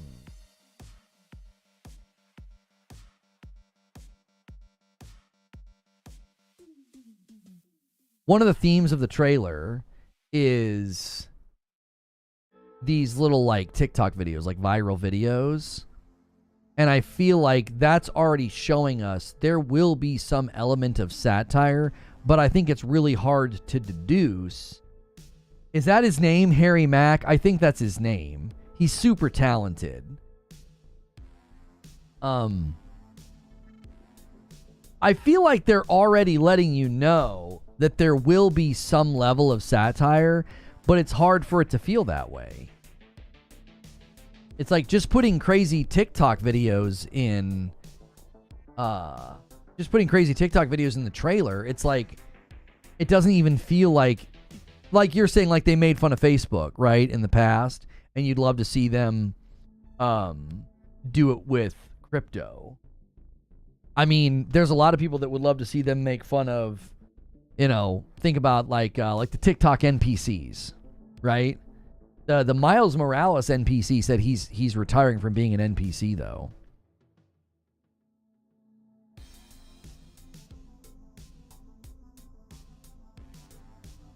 It's the extreme anti-woke guys that will be the first ones complaining if there are any jokes about them, oddly enough.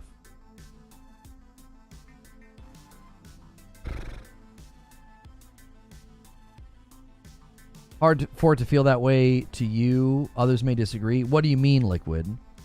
The more I think about it, there actually are a lot they could include, like the Will Smith slap, the guy who charged, then the guy who charged Dave Chappelle in GTA land. It would probably be the new TikTok trend. Who we watching? A Miles NPC? Retiring from being an NPC.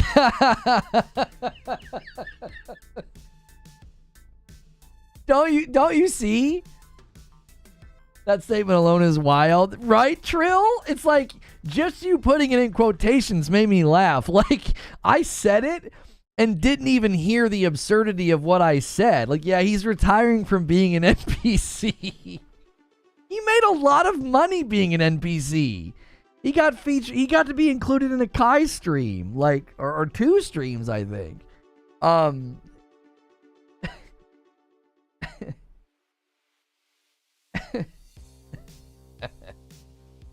Retiring from being an NPC. Oh man, I actually was pretty impressed. I thought he was good. He was good at what he did. It's not surprising that he rose in popularity. You know. He made, I feel like he made pretty good money. He made pretty good money.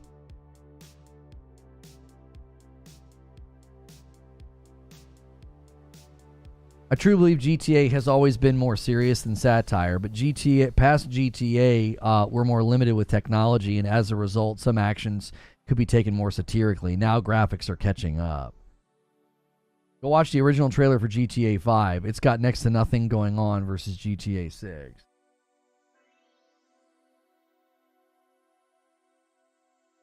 Hmm.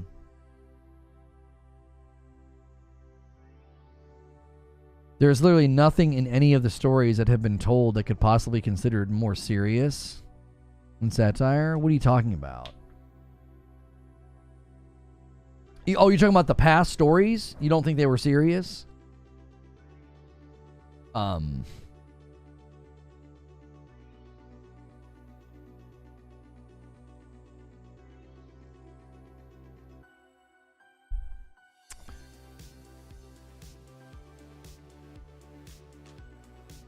The vid of the Spider-Man NPC saying your mom and Kai waking up had me rolling, dying.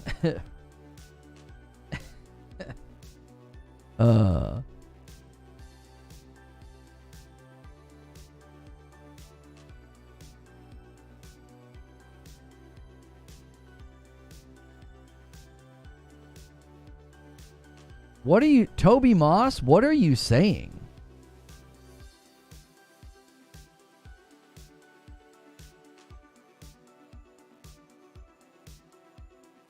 GTA 5 is literally a story of a man going through a midlife crisis, dealing with the chaos of his life and friends.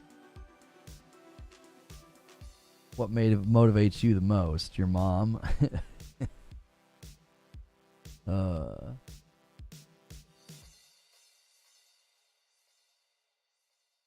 I'm not sure what's happening. I don't know if YouTube's having an issue or not. If you guys are having trouble, the back end's looking really weird to me. We were...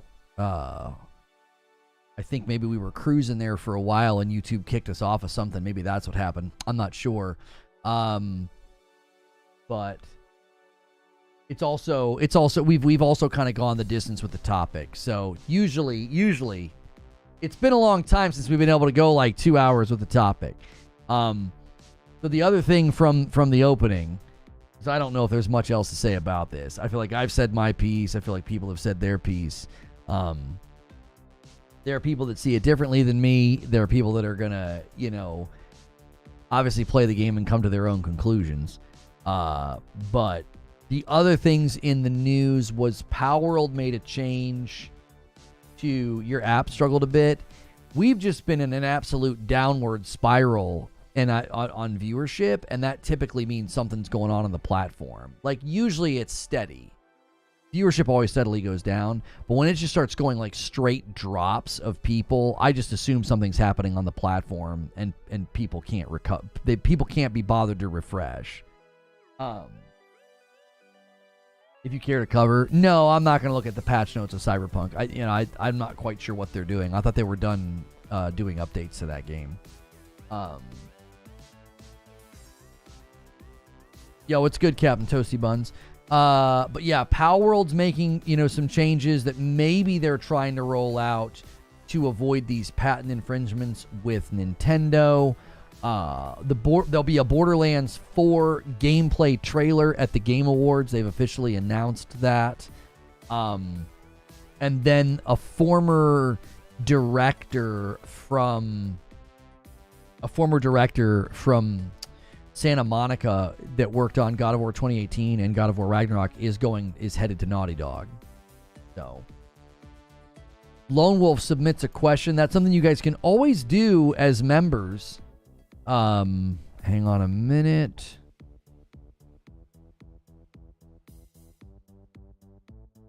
What do you want to see from the Borderlands 4 trailer? Is there a specific part of gameplay you want to see? Do you think we can look at different classes?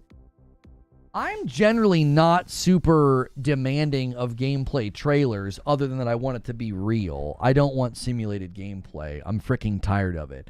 I'm tired of arguing with numbskulls who don't know the difference between simulated gameplay and real gameplay. And I'm tired of companies that think we're too stupid to realize that it's not real.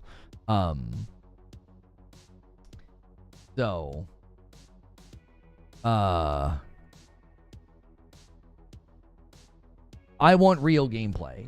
The other thing I want is probably just a really good look at gunplay. I want actual gunplay. Aim at the enemies, ADS. Don't do this slow turning crap.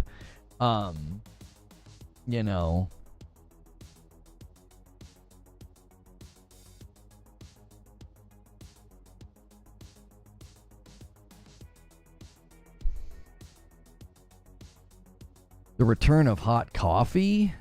Huh? What is this guy saying? I didn't respond to any of the comments here. Mr. Boss for the win with a voice changer. There's a high chance it gets delayed. I don't know what this person's saying. I didn't respond to any of these comments on this video. I forgot to do that. We got caught up in the debate. Fake news. No. Trouble's not the word I would use, says Mike Apex. Maybe more like minor snags or obstacles or not meeting exact figure of billions in sales. Yeah, maybe. Whenever the game releases, it will be the biggest release in history of gaming. People claiming the game will be woke or forgetting the history of GTA with social trends in the past. The term is so dismissive and overused. Agreed. VR GTA 6. I'm not sure what he's saying. Good morning. Great video, man. Hopefully, it helps people not given to the anti-woke rhetoric. Hopefully. Our world is so similar to GTA now. No need to push the absurdity. Yes, I agree with you. Everything woke turns to. You think GTA 6 will? You think that GTA 6 will? Great vid. Thanks. I'm just responding to some of you guys now. The more you tighten your grip, the more Star Citizens will slip through your fingers. I really hope they can dial it in, but Rockstar seems to lean bigger and better. Yeah, I mean, scope creep can happen. For sure. Hot Coffee is the unofficial name for a minigame in 2004 Grand Theft Auto San Andreas. While it was not playable in the official game release, the modding community discovered a hidden code that, when enabled, it allowed the protagonist to have animated intercourse with his in-game girlfriend. Oh. You read my comment? Yeah, I'm reading y'all's comments. This is why you should comment on my uploads. Rockstar gonna cook regardless. I don't need to respond to that one. To be honest, I don't see anything in GTA that looks woke. Great video. Thank you, Raphael. Thank you. Stonespire. Just because the writers were told to be a bit more careful with their wording does not affect the entire game or make it something we should worry about. Still going to be a GTA game. The proof is in the pudding. Agreed. Is GTA 6 in danger? Or is the danger? That's good. That's good. Either no one's off limits or everyone is. You can't have it both ways. By the time it comes out, World War III will be finishing up. I'm not concerned with GTA being woke. The trailer's a year old at this point of the article coming out. A lot could change in a year. That's fair. Still not worried yet. I'm not worried yet. Trailer looks great, but I'm sorry there is. But been burned too many times. Oh, that's Chaos Engine. Yeah, I get it. I do. I 100% get it. It's hard to not think that, like, it's hard to not think that games can go too far, and I don't know. Yeah, I mean, this guy says they're literally putting their employees through anti-white toxicity programs. That's just completely untrue. That's not true. If you honestly think they did that and that didn't make like actual national news, I think you're kidding yourself. If you singled out the white people at your company and you made them go through training and nobody else, you would get reported for that. Like that wouldn't fly under the radar. A bunch of people chimed in this morning and said that their country and their company has pushed out the same training and the same legislation. It's not something. Basically, what happened was the videos that I tried to listen to a bunch of them this morning, so I'm not going to directly quote anybody because I don't want to mess this up. But basically, they found out that there was like training that they had put these people through, like DEI training, which a bunch of companies have done this, not just them. And then they went to LinkedIn and they basically claimed that only white people took the training. And I'm like, they all got this certification and nobody else had the certification. And it's like, I just don't think that a YouTuber doing research on LinkedIn is solid enough to compel me. If that sort of a thing would have happened, at least one or more employees would have complained. You can complain to organizations anonymously, and that would have been a pretty big controversy. So, if that's a real thing, then I would expect that to be, investigated and not something that just like goes idly by to the side, like nobody's going to say or do anything about it. Is it not everybody's super active on LinkedIn? Yeah.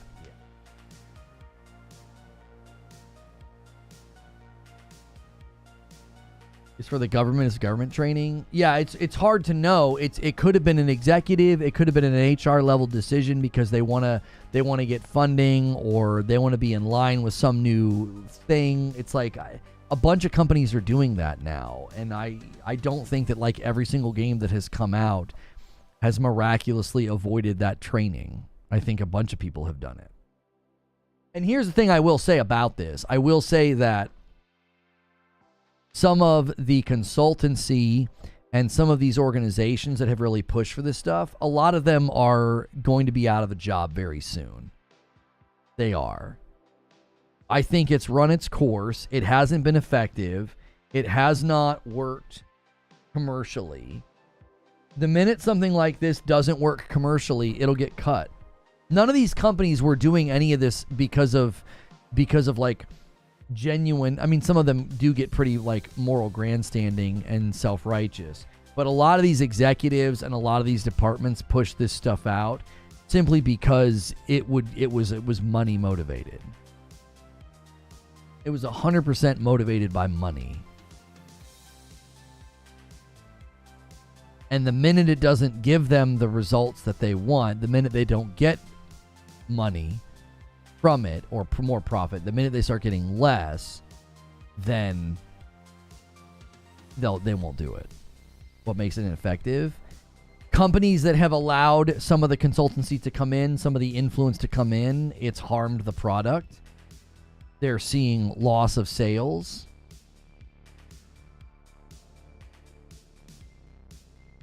I mean, it's happened with Marvel. It's happened with it's happening with video games.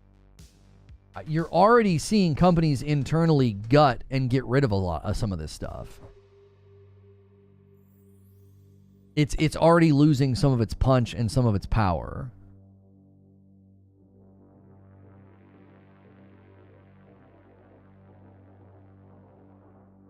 The last training I had on any of that stuff was literally HR handing a sheet out saying, sign here, blah, blah, blah, TY, have a nice day.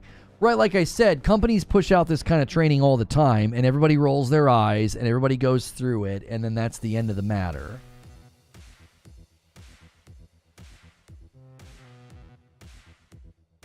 You know? Yo, could we get 12 more likes on the video? Let's get 12 more likes. Let's hit that 300 like count. And thank you everybody who gifted today. We're 4 away on the super chat goal, so thank you everybody who contributed to that. Almost made the confetti in chat. Almost made me gift members. Mash did some huge gifting today. Glassdoor Gamer, Joker Quinn, Stone Spire, Detonator Super Gaming, Sneaky Wolf, Peachy Creamy, DTM65, Big Juicer, Alfonso, thank you guys. Peachy Creamy and Knack Daddy also did super chats. P-Dub H-Town and Edward Holson Mission did them. We had a new member with David. Lone Wolf. Mash with more. Charles Freeman. More from Stone Spire. More from Alfonso, Joker Quinn. And Mission with a super chat. And all the renewals, guys. Thank you so much. I'm setting up the writer's room. We'll go over there in about 10 minutes. People think the training is some indoctrination class. It just shows they've never been employed.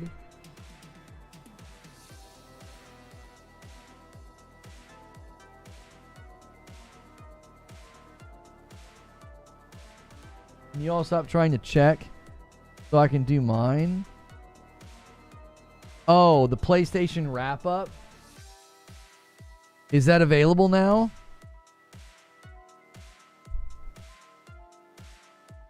PlayStation wrap-up for 2024.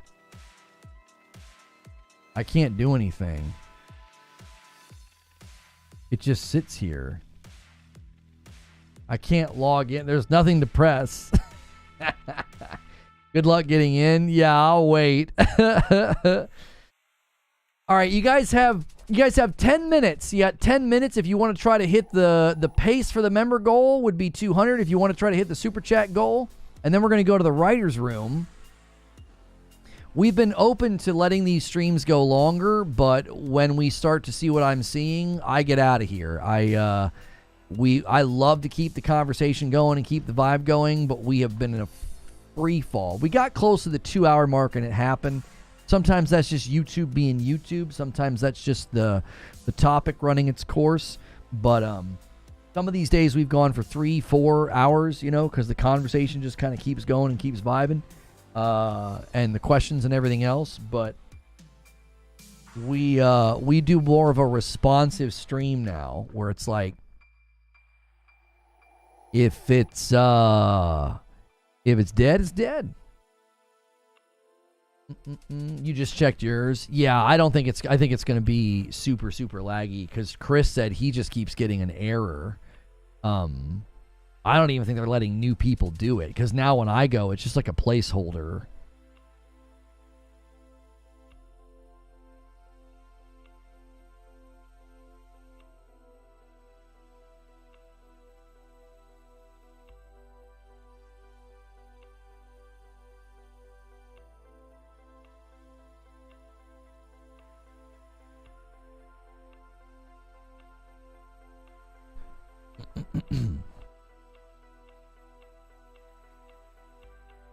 They got rid of the button.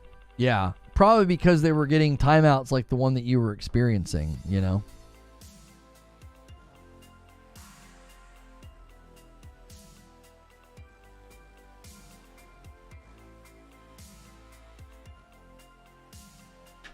Not letting me back in now. Did it go live at 12? Is that when it went live? No, yeah. Never mind. I'm not sure what happened. Was there an event today or something? Was there a live stream? Was there a reveal? Is Destiny doing something? That's always so weird. We hit like a certain time of the day and then we just have mass exodus. Like that sometimes happens if there's like a Destiny stream. Did Bungie do a stream today or something? That wouldn't surprise me at all. I don't pay much attention to them anymore.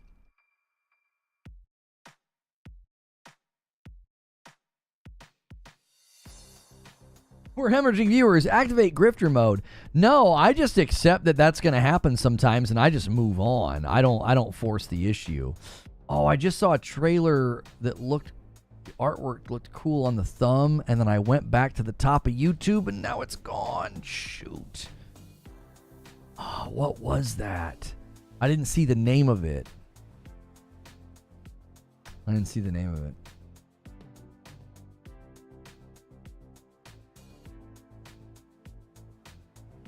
There are two huge things popping off right now. We're not involved in either one. PoE 2 and Rivals. The Dawning Winter event. Oh, did that seriously start today? That wouldn't surprise me if that's what it was then. Anytime Destiny does anything, we still to this day.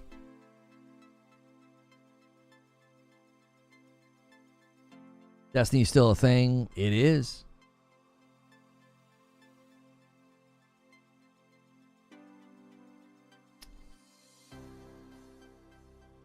All right, yeah, let's get those 2 more likes. Let's get out of here. I don't know what's going on, but we got things to do. I'm not going to sit here and spin my wheels.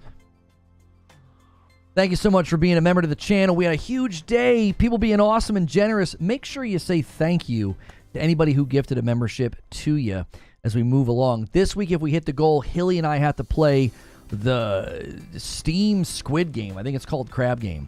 And if you hit the stretch goal, you'll get a Madam Friday night stream. So thank you so much, everybody who continues to re-up their members or upgrade or gift members. Y'all are the best. I'm going to end the previous stream and bring folks over with redirect. And then I'm going to change the thumbnail because we're no longer live.